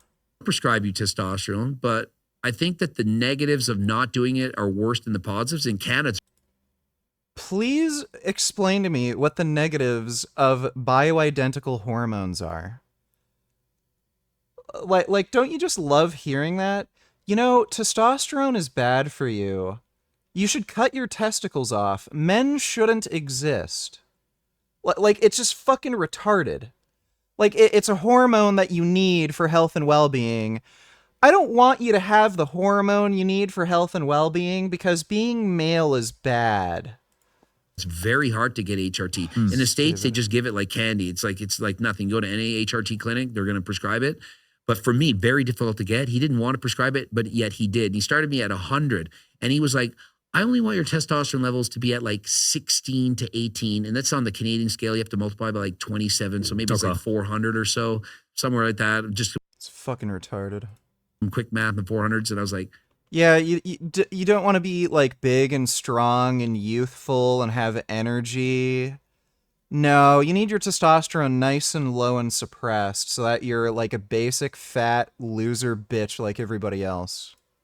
I want to be at the top. I want like 800 nanograms per deciliter. No, I won't prescribe it. If you come back and your testosterone levels are at 20, like 3 or so, I'm lowering your dose. And I'm like, oh, well, that sucks. So I was at 100 milligrams for a while. Then the endocrinologist, I stopped seeing him, saw my own doctor. I'm like, I think I could do better with a higher dose. And we tried 120 and I felt better. And he's like, okay.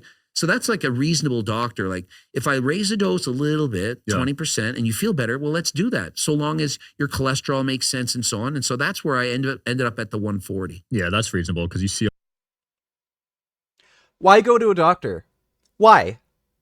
They're fucking useless pieces of shit. They literally will not help you.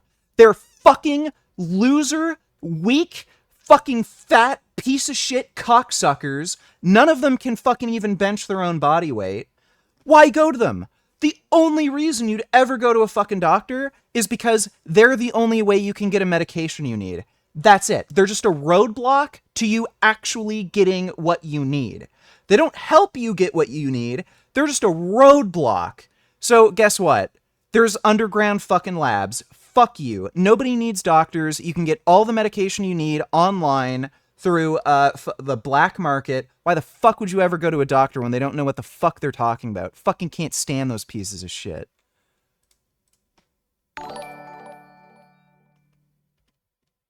Sneed. 777 sexdecillion 777 quindecillion 777 quatuordecillion 777 tridecillion 777 duodecillion 777 undecillion 777 decillion 777 nonillion 777 octillion 777 septillion 777 sextillion 777 quintillion 777 quadrillion 777 trillion 777 billion 777 million 777,777 CDGs or faggot nigga 700 and... Alright, I'm gonna skip the rest of that. Thanks for the donation, Sneed.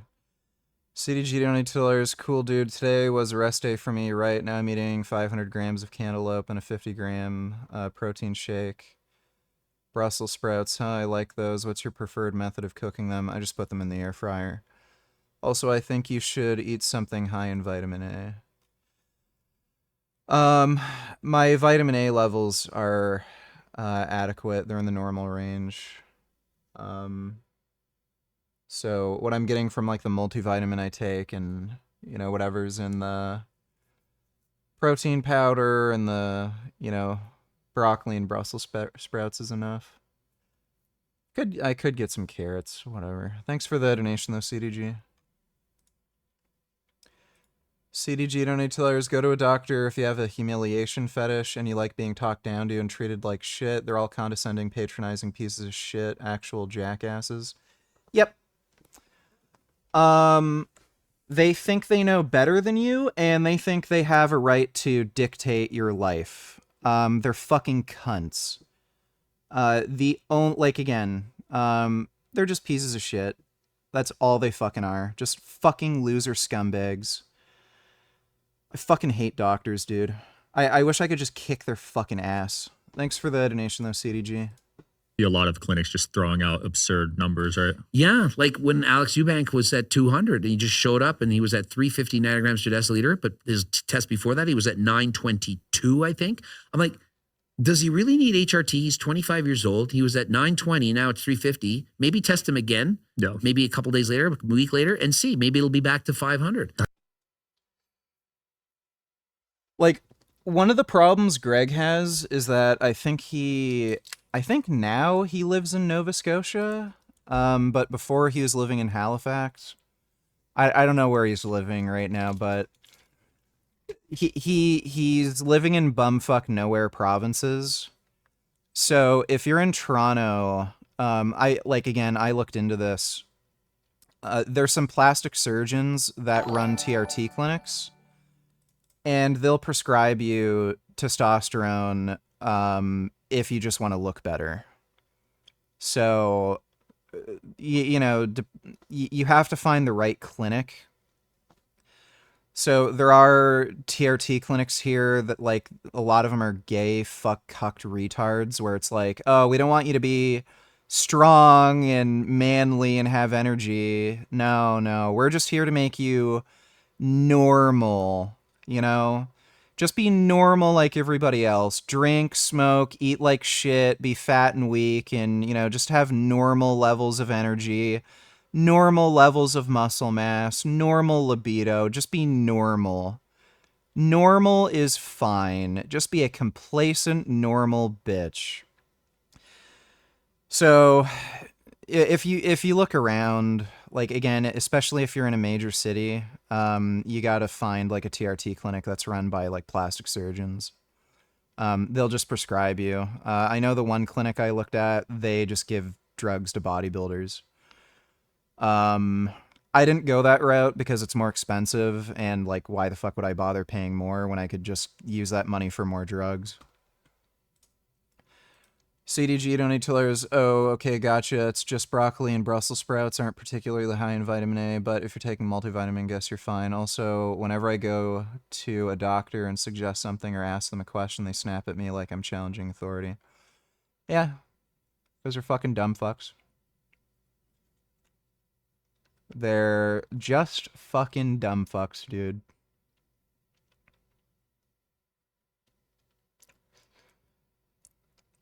My old family doctor thought that I was deficient in a bunch of nutrients because I was on a vegan diet for so long. I think by the time I got a checkup with him, it was like 12 years or something.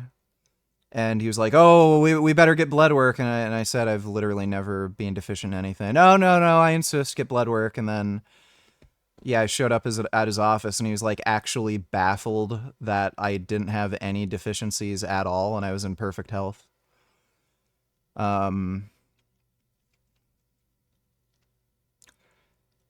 So they think they know things, but they don't.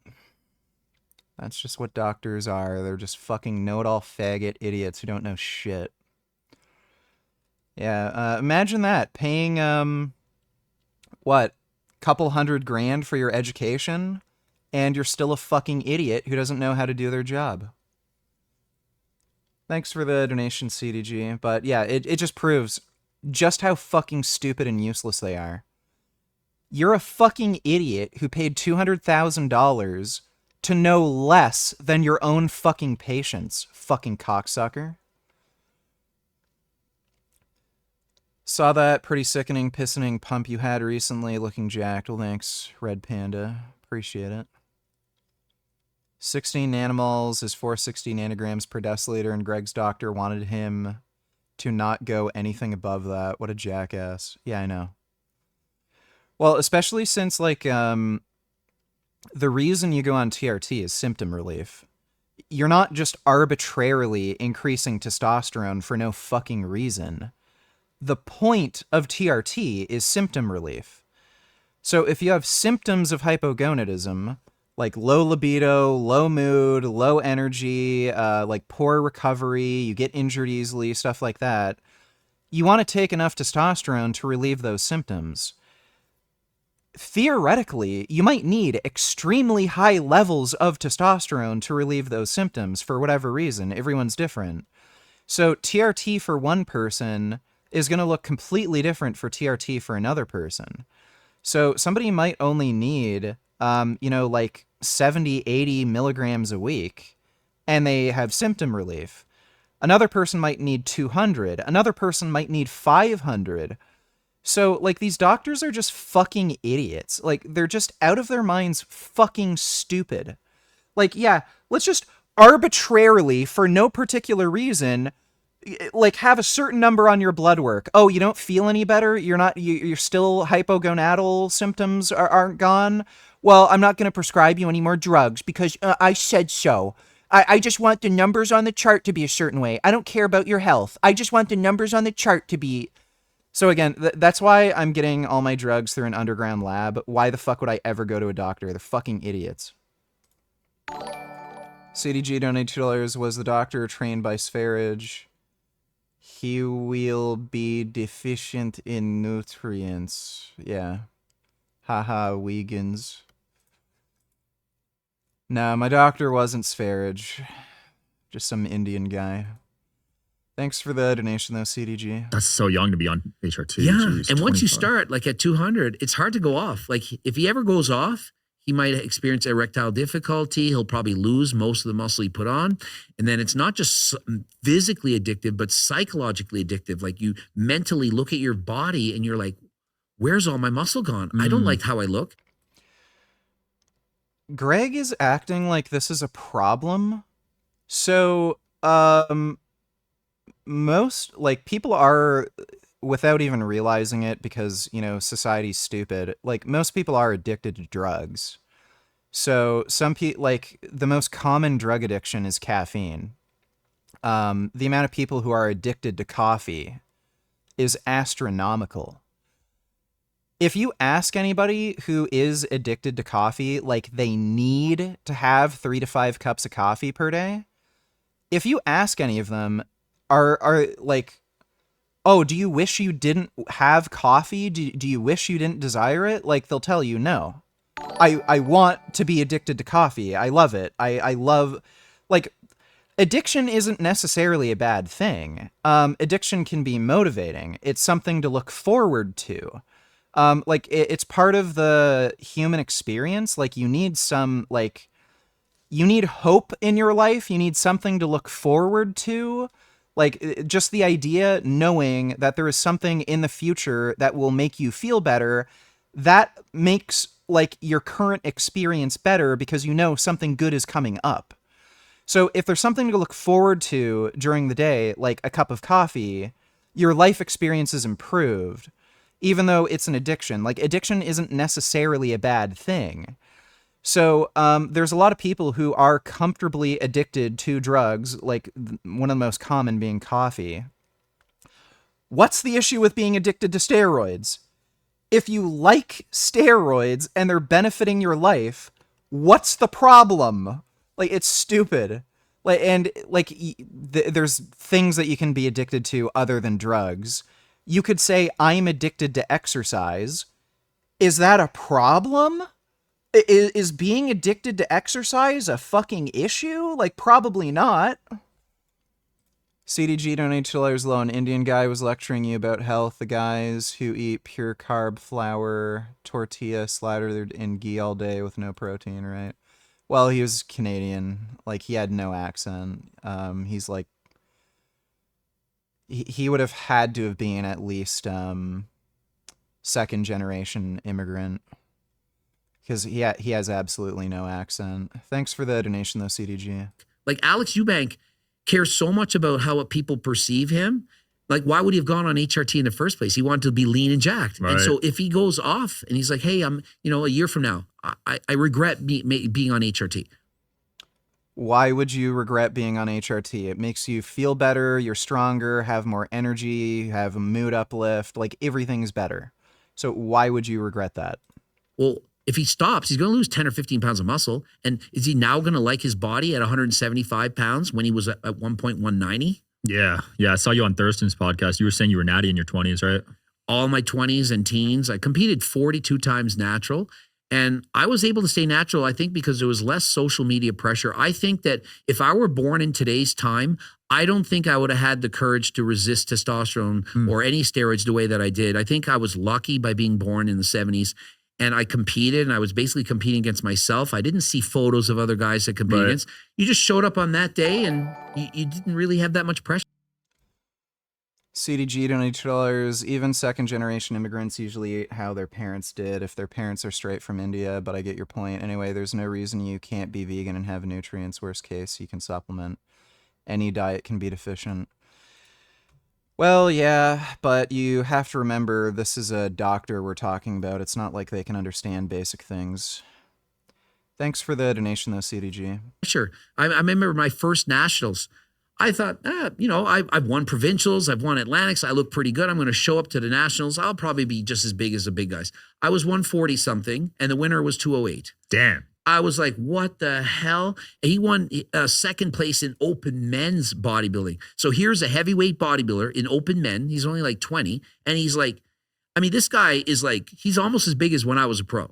And he's a kid, but obviously not natural. So I had no idea. I was like, what? People can look like this at this age? I was not exposed to this. Yeah. So I was lucky. I didn't have that pressure because it wasn't like social media. I didn't have the Instagram to look at. I had the guys at my gym. I was the biggest guy, the strongest guy as a kid. And I'm like, no pressure. So it was easy for me to stay natural. But eventually you caved in. Eventually, when my gain stopped, like I was so motivated by improvements. Like every year I kind of gained like 3 pounds of muscle, 3 here, 3 there.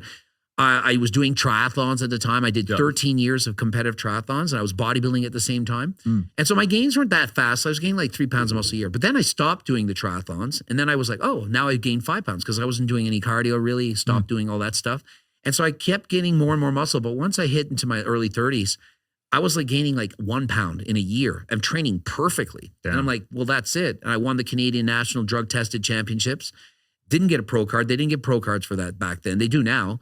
And so I'm like, if I want to turn pro, I got to use steroids. So the reason I ended up taking steroids is because it's just stupid not to. So you can look at like my YouTube channel. You can look at the progress I made on Instagram. I was still making progress and like relatively quickly. It's just that like the difficulty with training and not having hormonal support to like help prevent injury and having to push so fucking hard constantly, and that like the amount of physical stress on the body and the amount of injury risk, again, without that hormonal support, it's like, why would I put in that much effort and, you know, deal with that fucking injury risk when I could just build a bigger, stronger fucking body with less injury risk? Like, it's stupid. And then on top of that, too, there's all these other ancillary benefits, like more energy, improved mood, higher libido, more sex drive, better feeling sex. It actually improves penile sensitivity. And, like, you're probably going to want to take testosterone anyway when you get older, just to maintain muscle mass. Like it's pretty obvious that TRT is a good thing for older people. There's clear, obvious health benefits to it. You don't just want to let your body's hormone levels slowly decline with age. That seems to be a bad thing. And there's like already very compelling research that that's obviously the case. There was actually just recently a study out of China. They gave human growth hormone, DHEA, and some other drug to elderly people, and they reversed their genetic age by 7 years, I think, in 1 year of that treatment. There's been a few meta-analyses of TRT for older individuals, and TRT seems to statistically significantly reduce the risk of all-cause mortality. So keeping your hormone levels elevated as you age, both testosterone and growth hormone, seems like it's just a good idea. You basically keep a younger, more fit, healthier, more robust body. So if I'm going to go on it anyway, eventually, because it's just stupid not to, and I can get all these other ancillary benefits, and training is just safer, and I can make more progress more safely, like, why wouldn't I do it? I am a more energetic, happier, just more mentally sound, all-around person, just higher sex drive, enjoy sex more, so I can get like more benefits out of whatever relationships I have in the future, look better, training is better, like again, you just have more energy, you can train longer, harder, recover better, lower injury risk. Like there's only benefits. So it's like, yeah, I wasn't pressured by anything on social media. It was just a like very cold, calculated, decision based on what is going to benefit me most? Staying natural or going on gear? And like it just became so painfully obvious going on gear was going to benefit me more. Had nothing to do with, oh, other people look better than me. Oh, what am I going to do for my social media career? Nothing like that. It's just what is going to benefit me most. And gear was the obvious choice. And there's only minor downsides. Like, some people don't like pinning every day. I love needles. Needles are great. Whenever I was a kid and I needed to get a vaccine, I always wanted to see the needle go in. I love getting jabbed with needles. When I wake up in the morning, I'm always excited to fucking pin, my testosterone. And when I go to bed, I'm always excited to pin my human growth hormone. Just fucking love needles. It's like a vaccine against weakness, and I just inject, and I'm like, fuck yes. And the only other thing is, yeah, you have to like keep an eye on your blood pressure. And you probably want to get an ultrasound on your heart to make sure that it's not becoming enlarged. Big fucking deal. Really easy to manage. And if you have to take any ancillary medications, they're dirt cheap. Telemesartan, dirt fucking cheap medicine. CDG donated If action is not always a bad thing, then why do these Christian nut jobs act like it always is? Well, you answered your own question. They're fucking nut jobs. They're just stupid. Thanks for the donation, though, Dodo. CDG donated $2. I was getting muscle twitches, so I started taking magnesium, and it went away. Do you take any supplements besides a general multivitamin? I'm trying different forms of magnesium because glycinate and malate make me tired, so I'm going to try magnesium citrate. I do take electrolyte supplements. I just get the little Gatorade packs, and I have a 4-liter. Yeah, I think this is 4 liters. This is a 4-liter water bottle. I'll just take one of those electrolyte packs, put it in 4 liters, and I usually go through 2 to 3 of these a day. So, yeah, other than that, like, protein powder, creatine, multivitamin, that's basically it.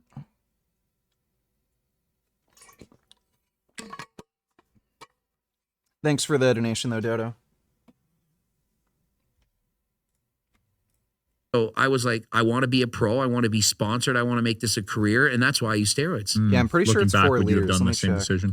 No, I would. Obviously, I have regrets now. And it wasn't only until the last few years where I started having regrets, but it's only because I became old enough that I could reflect and think, well, why did I do that? Why did I need that? Why did I need that glory? And Oh, no, it's 2 liters.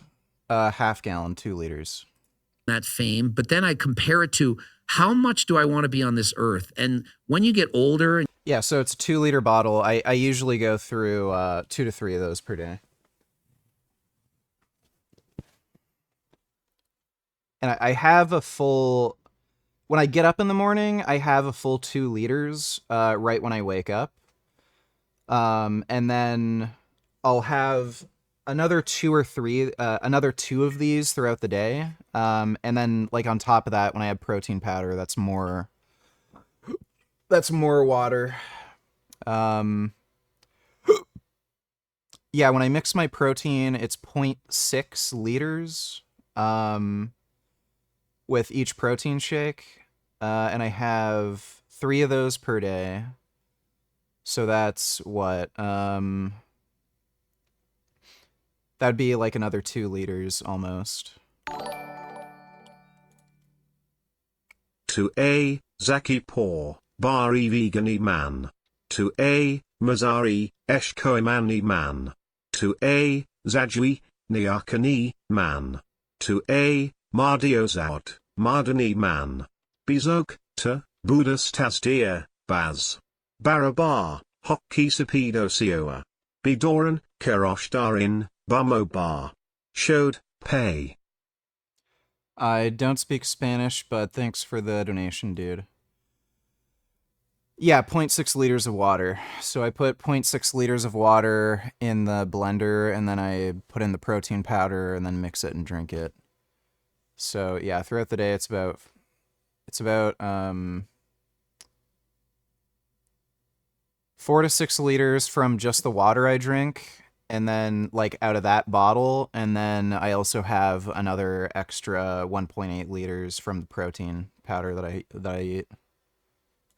And you do some more reading, you reflect, you're thinking, it's not that important. It felt important at the time. Like when you're 30 years old, you think, oh, the abs matters a lot. Right. You're like, oh, I don't really look good. I don't have a six pack. But then think of yourself 20 years from now or 50 years from now. You would pay $1 million. Well, you know what? I learned this about, I think about 6 months ago.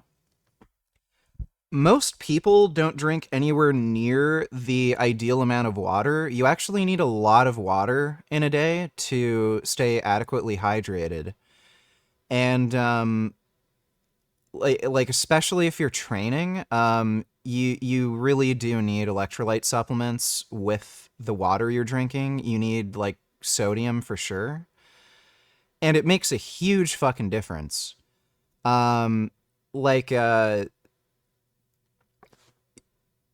If your muscles aren't adequately hydrated, they can't produce as much force. It reduces the amount of actual strength and power you have.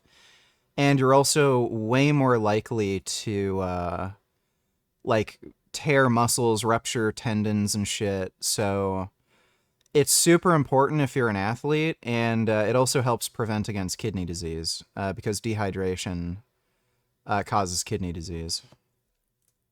To look the way you did at 30 when you're unhappy. The worst you look, like me at 49, I feel pretty good. But let's add a bad day, I'm feeling kind of like sloppy. Imagine when I'm 80, I'm going to look back into this and I would trade in a heartbeat. And so why not be happy with how you look now? Because 25 years from now, you're going to look back and be like, man, I look fine back then. I should have been super happy. That's good advice just in general. A lot of people think their problems are so big in the moment. Absolutely. We are so consumed with our thoughts right now, but we don't think about it in the long term. And as a 20-year-old, 30-year-old, you're just not able to think about your life that long. And imagine if I'm 70 years old and the doctor says, you know what, those 10 years of steroids, it did this to your heart and you got 6 months to live now. Well, if you hadn't have done it, you probably lived to be 90. Like my grandparents and stuff lived into their 90s. I have good genetics for that. But imagine I took 20 years off my life to look good for for a pro bodybuilding show, to flex on stage. Was it worth it? And there's no way. To take back 20 years of your life or even 2 years, it's not worth it. And so a lot of I can guarantee you it is worth it. Like, let's say I'm wrong about... Give me a second.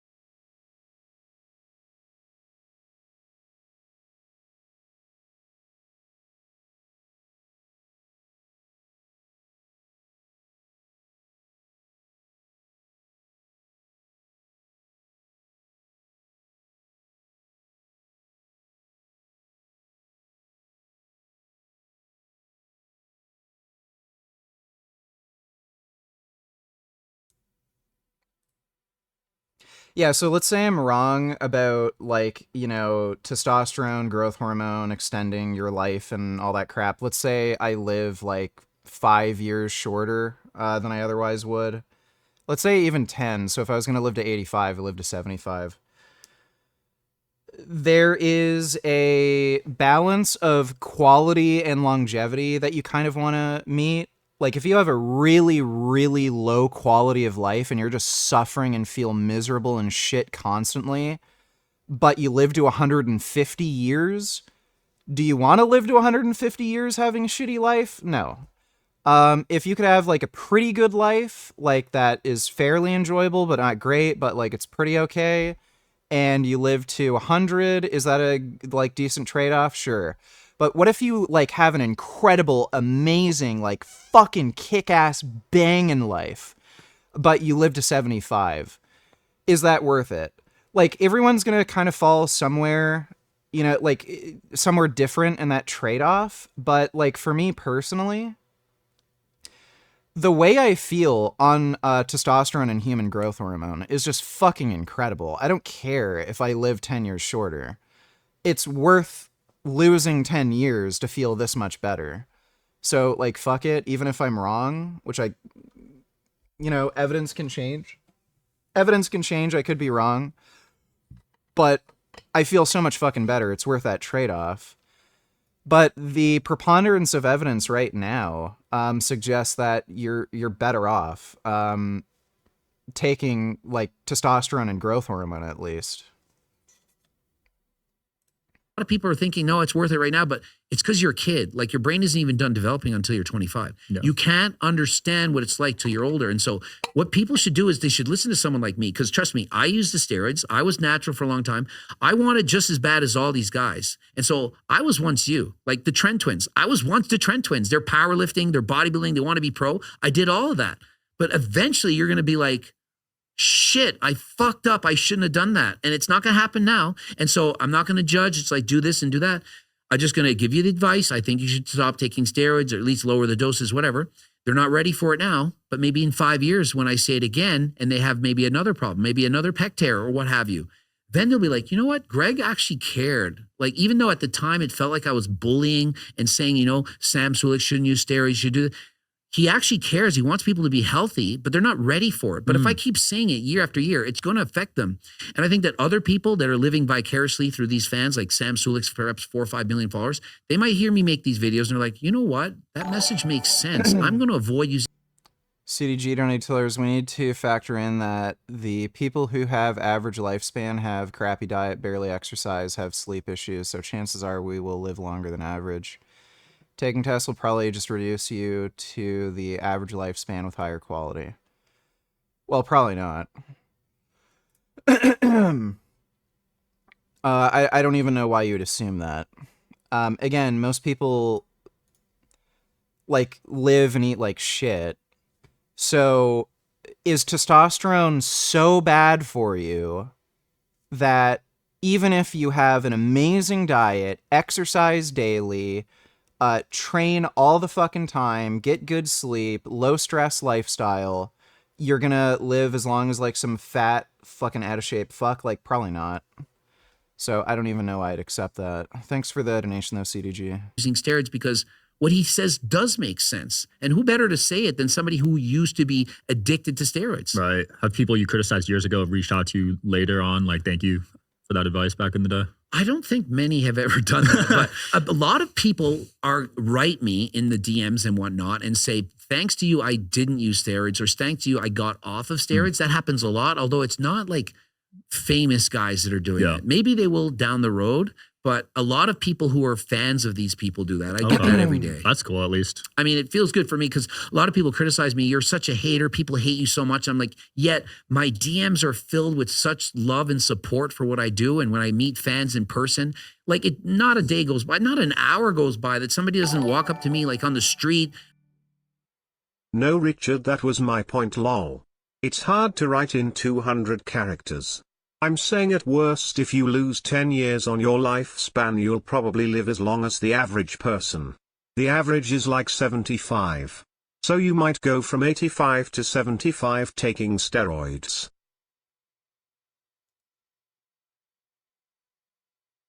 Oh, I see what you mean. Well, the average is higher than that, isn't it? I live in Canada. It's 81.65. In the United States, it's 78.39. So, you know,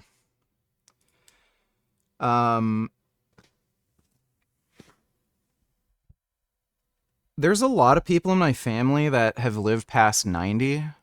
So I don't... Dude, even my grandfather, he smoked up until he was in his mid 40s. And then he had a heart attack. That made him quit smoking. And he still drank occasionally, didn't eat that well, was pretty stressed out all the time, and he lived to 84. So I think I'll do better than my grandfather, you know. Thanks for the donation though, CDG. I'm just saying our healthier than average lifestyles will offset the steroid negative effects. Also, it used to be 75 like 10 years ago. I guess it went up. Lol. Also, for example, Arnold is still alive at 78 and he took probably 3x what you take. Well, not only was he taking more steroids than I took, he was also taking way more dangerous drugs. Especially earlier on in his career. He was using a lot of D-ball. But yeah, dude, my grandfather smoked until he was middle-aged in his 40s. He had a heart attack. And he still didn't eat great. Didn't really exercise much. And he had a pretty stressful life, too. And he lived to 84. So, yeah, I'm just not... I think I have good genes as far as longevity goes. I think my grandfather on my dad's side, I think he lived to 98. He might have even gotten to 100, maybe. It was either 98 or 99. He got pretty close to 100. I think my dad's mother, I don't think she made it to 80. Also, Arnold started taking steroids at 15 and stopped at 30, then probably took TRT after that for decades. He had 2 heart surgeries though, which may or may not be related to steroids or his diet or smoking or drinking, hard to say. He's still alive. I think that was related to one of his heart valves. Could have had something to do with left ventricular hypertrophy. Could have. I'm not sure though. But yeah, I mean, you know. Again, if my grandfather can live to 84, smoking, drinking, eating like shit, I think I'll be fine. And again, there's no particular reason to expect steroids would shorten your life expectancy unless you're just doing stupid shit. Thanks for the donation, CDG. At a stop sign and getting photos, and I love your work, and you helped me lose 100 pounds. And so people that criticize me, they think, oh yeah, I'll get him, I'll put him down. I'm like, my bank of compliments is so high, it's so full, it's exploding. So if 10 people write, you're a short little manlet loser, yeah, okay, it's not ruining my day because there's so many compliments that I've got, I can handle it. Yeah, it comes with the territory. There'll always be haters. Exactly. Yeah, it's an interesting dynamic with you because you get in these beefs online, whether it's Dr. Mike or Derek, but at the end of the day, you're actually trying to help people. Oh yeah, absolutely. Like even Dr. Mike and I's beef, which was a great beef. It was fun to do, and it's now been squashed. Like a lot of the comments I make, I mean, although it's a beef, I still mean it. Like I still think he should retire from bodybuilding, and I still think he should. Chances are you'll probably live just as long. You'll probably live to your 80s. Lol, imagine you're still streaming in 2075, I'm still gonna be in a chat. I don't know what the fuck I'll be doing when I'm 80. I'll definitely still be working out and shit, but, dude, the world is gonna be so much different by the time I'm 80. Everyone's gonna be, like, fucking gay, and there's gonna be AI sex robots. It's gonna be weird. Thanks for the donation, though, CDG. Top taking steroids. He's been doing it for 13 years straight. I think it would be much healthier, and I do think he's taking years off of his life. And so although I might put in a lat spread fart noise and say he should get a better tan, I still think he. Who's that old ass dude? I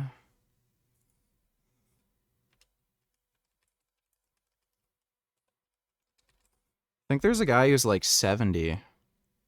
Yeah, 60. This man absolutely blew up on social media, and for good reason. Walking shirtless through the streets with a ripped physique, he caught everyone's attention. His name is Steven, and believe it or not, he's 62 years old. That's probably older than your dad. But yeah, damn, dude. take one look at his body, and you'll see he's in better shape than most guys in their 20s or 30s. This man absolutely... He's in better shape than anyone. Like, absolutely blew up on dude. social media. 62. There's another guy. I wonder if there will be technology like in the Matrix where you go into a tube and get plugged in, and then you live in a made-up world that feels real. Imagine you could go into a world like that and have it programmed to your liking. That'd be crazy. We'll probably have that, especially with like AI being able to figure that out. Thanks for the donation though, CDG. I guarantee we're gonna have like Matrix simulations, you know? Yeah, his face looks old, but like it's probably because he's Italian or something, if I had to guess. Like, chances are if you find any Italian dude that age, gonna have like the same face. I wouldn't say his face looks 80. I think it's like his hair, like the gray bald hair shit. Yeah, because like if you just look at his face, like remove the bald weird hair thing. Nah, he looks about his age. There was another guy, I think 74. Yeah, it was like a 74-year-old bodybuilder. This is another one saying 77. At 77 years old, he's rocking a body. This one says he's 77. So who the fuck is that guy? This man absolutely blew up on social media, and for good reason. Walking shirtless through the streets with a ripped physique, he caught everyone's attention. His name is Steven, and believe it or not, he's 62 years old. When was this posted? This year. Steven, bodybuilder, old man. Steve Reeves. Oh my god. Todd Jones? Wait. Do I have a message thing open?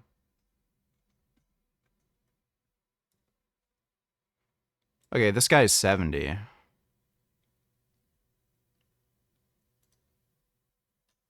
think there's some other guy who like was 74 or something. He was absolutely fucking jacked.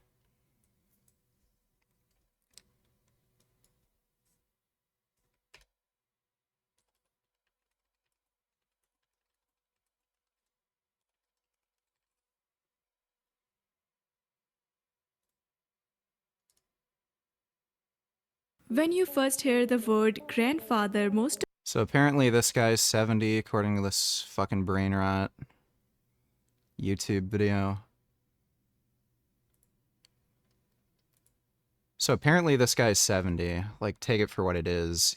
It looks like he could be. Yeah, bro, like...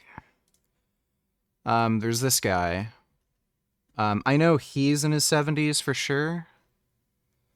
He was in that spoof movie. What's it called? He played Thor. Oh yeah, this dude. Yeah, this guy was in his 70s. He broke up with his wife, and then he just started training like fucking crazy. There's some other dude that I saw who was like ridiculously jacked, and I think he was like 74. Oh yeah, this guy.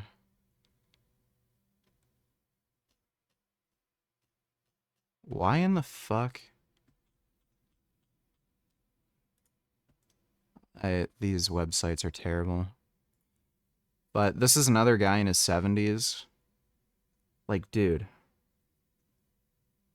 what, like, I mean, it's just, why wouldn't you take steroids?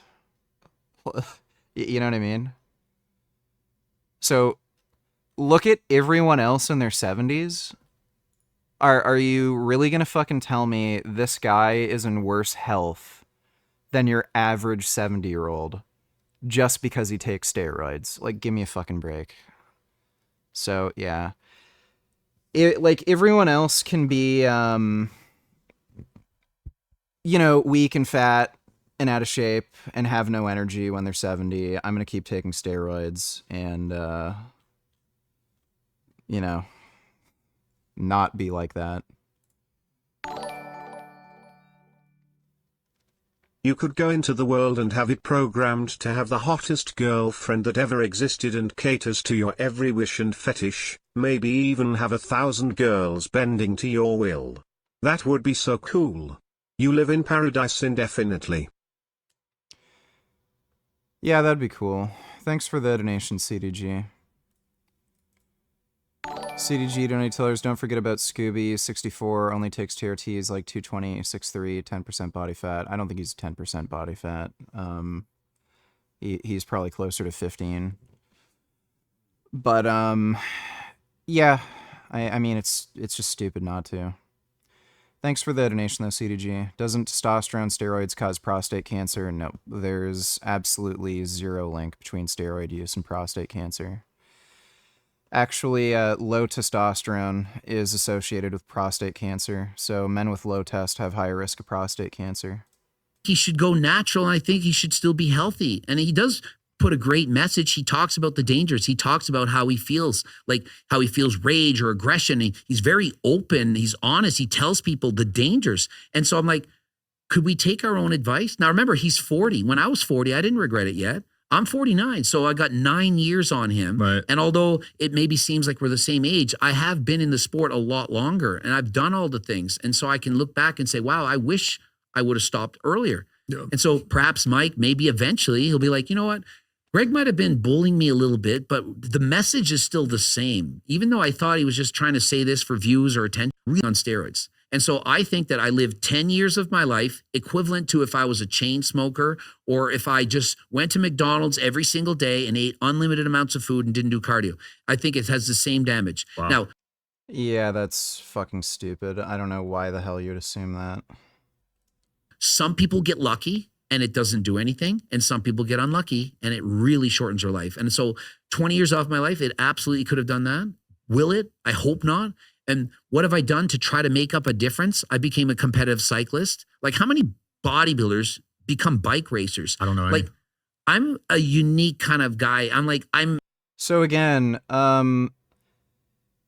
if the steroids you're taking aren't damaging your liver or kidneys, and you're able to manage your blood pressure and keep your cholesterol down, why would you think it would shorten your life? There's no reason for you to think that.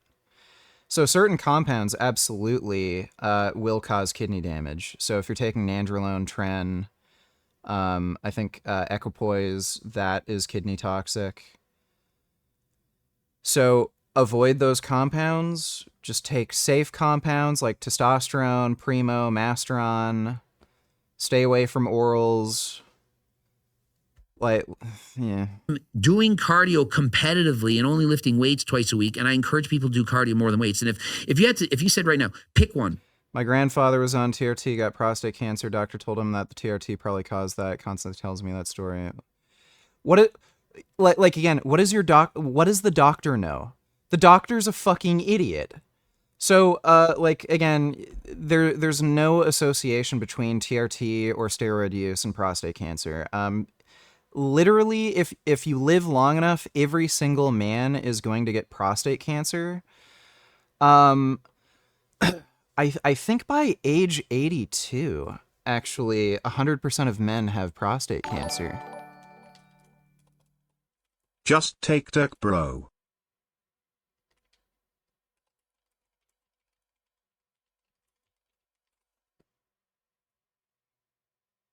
Okay, the claim that 100% of men have prostate cancer by age 82 is false. It's a myth. While prostate cancer risk increases significantly with age, With a lifetime diagnosis risk of about 1 in 8 men, autopsy studies show a high prevalence of latent prostate cancer. 45% of men age 70 or older. However, most men do not die from prostate cancer. Many diagnosed cases are slow. Well, yeah, so you're going to have cancer cells growing in your prostate, and it's 100% by age 82. So it's latent. It's not going to actually like metastasize and kill you, but literally all men will get prostate cancer. It's a very like mild, slow growing cancer in most cases. But yeah, like when you read a statistic like that, 45% of men age 70 or older have prostate cancer. Like you're going to have people on TRT who get prostate cancer, but it's not the TRT that caused prostate cancer. It's just men get prostate cancer. Yeah, Greg, just take Turk. Yeah, that's why he's still on TRT, right? Because testosterone works so fucking well. Fucking jackass. Thanks for the donation, though, Greg. Weights or cardio? Which one you pick? I'm done weights. I'm never lifting weights ever again. I'm doing cardio because the heart, that's the most important muscle.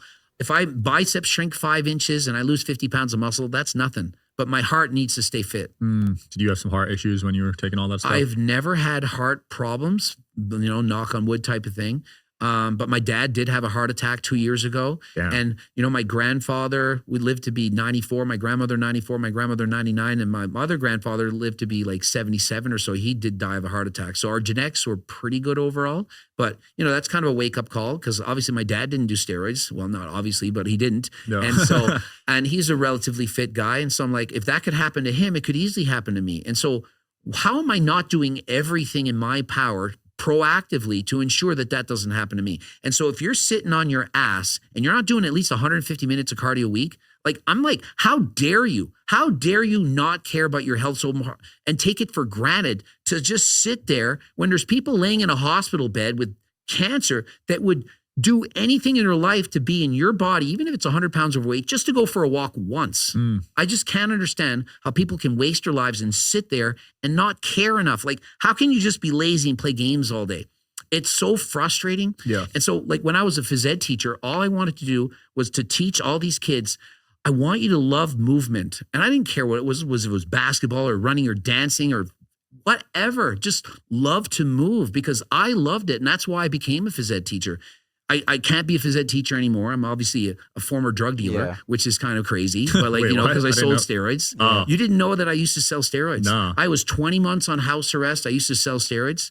I was, I got in charged in Canada where it's legal. And I was kind of alluding to like, how do you think these people are getting it? Right. So, I'm selling it to my friends. So I did some bad things and I stopped obviously, but so I did the exact opposite. So I'm trying to make a difference. Isn't that ironic? That Greg was selling drugs that actually work and he got arrested for it. And now he's selling a fucking scam that doesn't work and it's legal. Isn't that great how the law works? And trying to learn from my mistakes. I wasn't allowed to the United States for 10 years. I've only been allowed the last 2 years here. I had to apply. I had a 1-year permission. The lawyers I hired, I had 3 sets of lawyers who said, you, with the crime that you did, you have maybe a 5% chance of getting it. I'm like, if there's a 5% chance, it's going to be me because I'm trying to make a difference. And I'm a popular social media influencer and I speak out against steroids, are dangerous. And who better than the person who did them, that sold them? How do people think I know so much about them? Steroids are a personal choice when I tell others all respect on roids, but vegan natty bodybuilders are also valuable to debunking vegan protein nutrition myths. Nobody fucking cares. Literally nobody cares. The biggest athletes, bodybuilders, strongmen that everyone points to, oh well, how does Mr. Olympia get so much muscle if he didn't eat meat? You have to eat. They always point to steroid users, so nobody fucking cares. That's just a bunch of bullshit.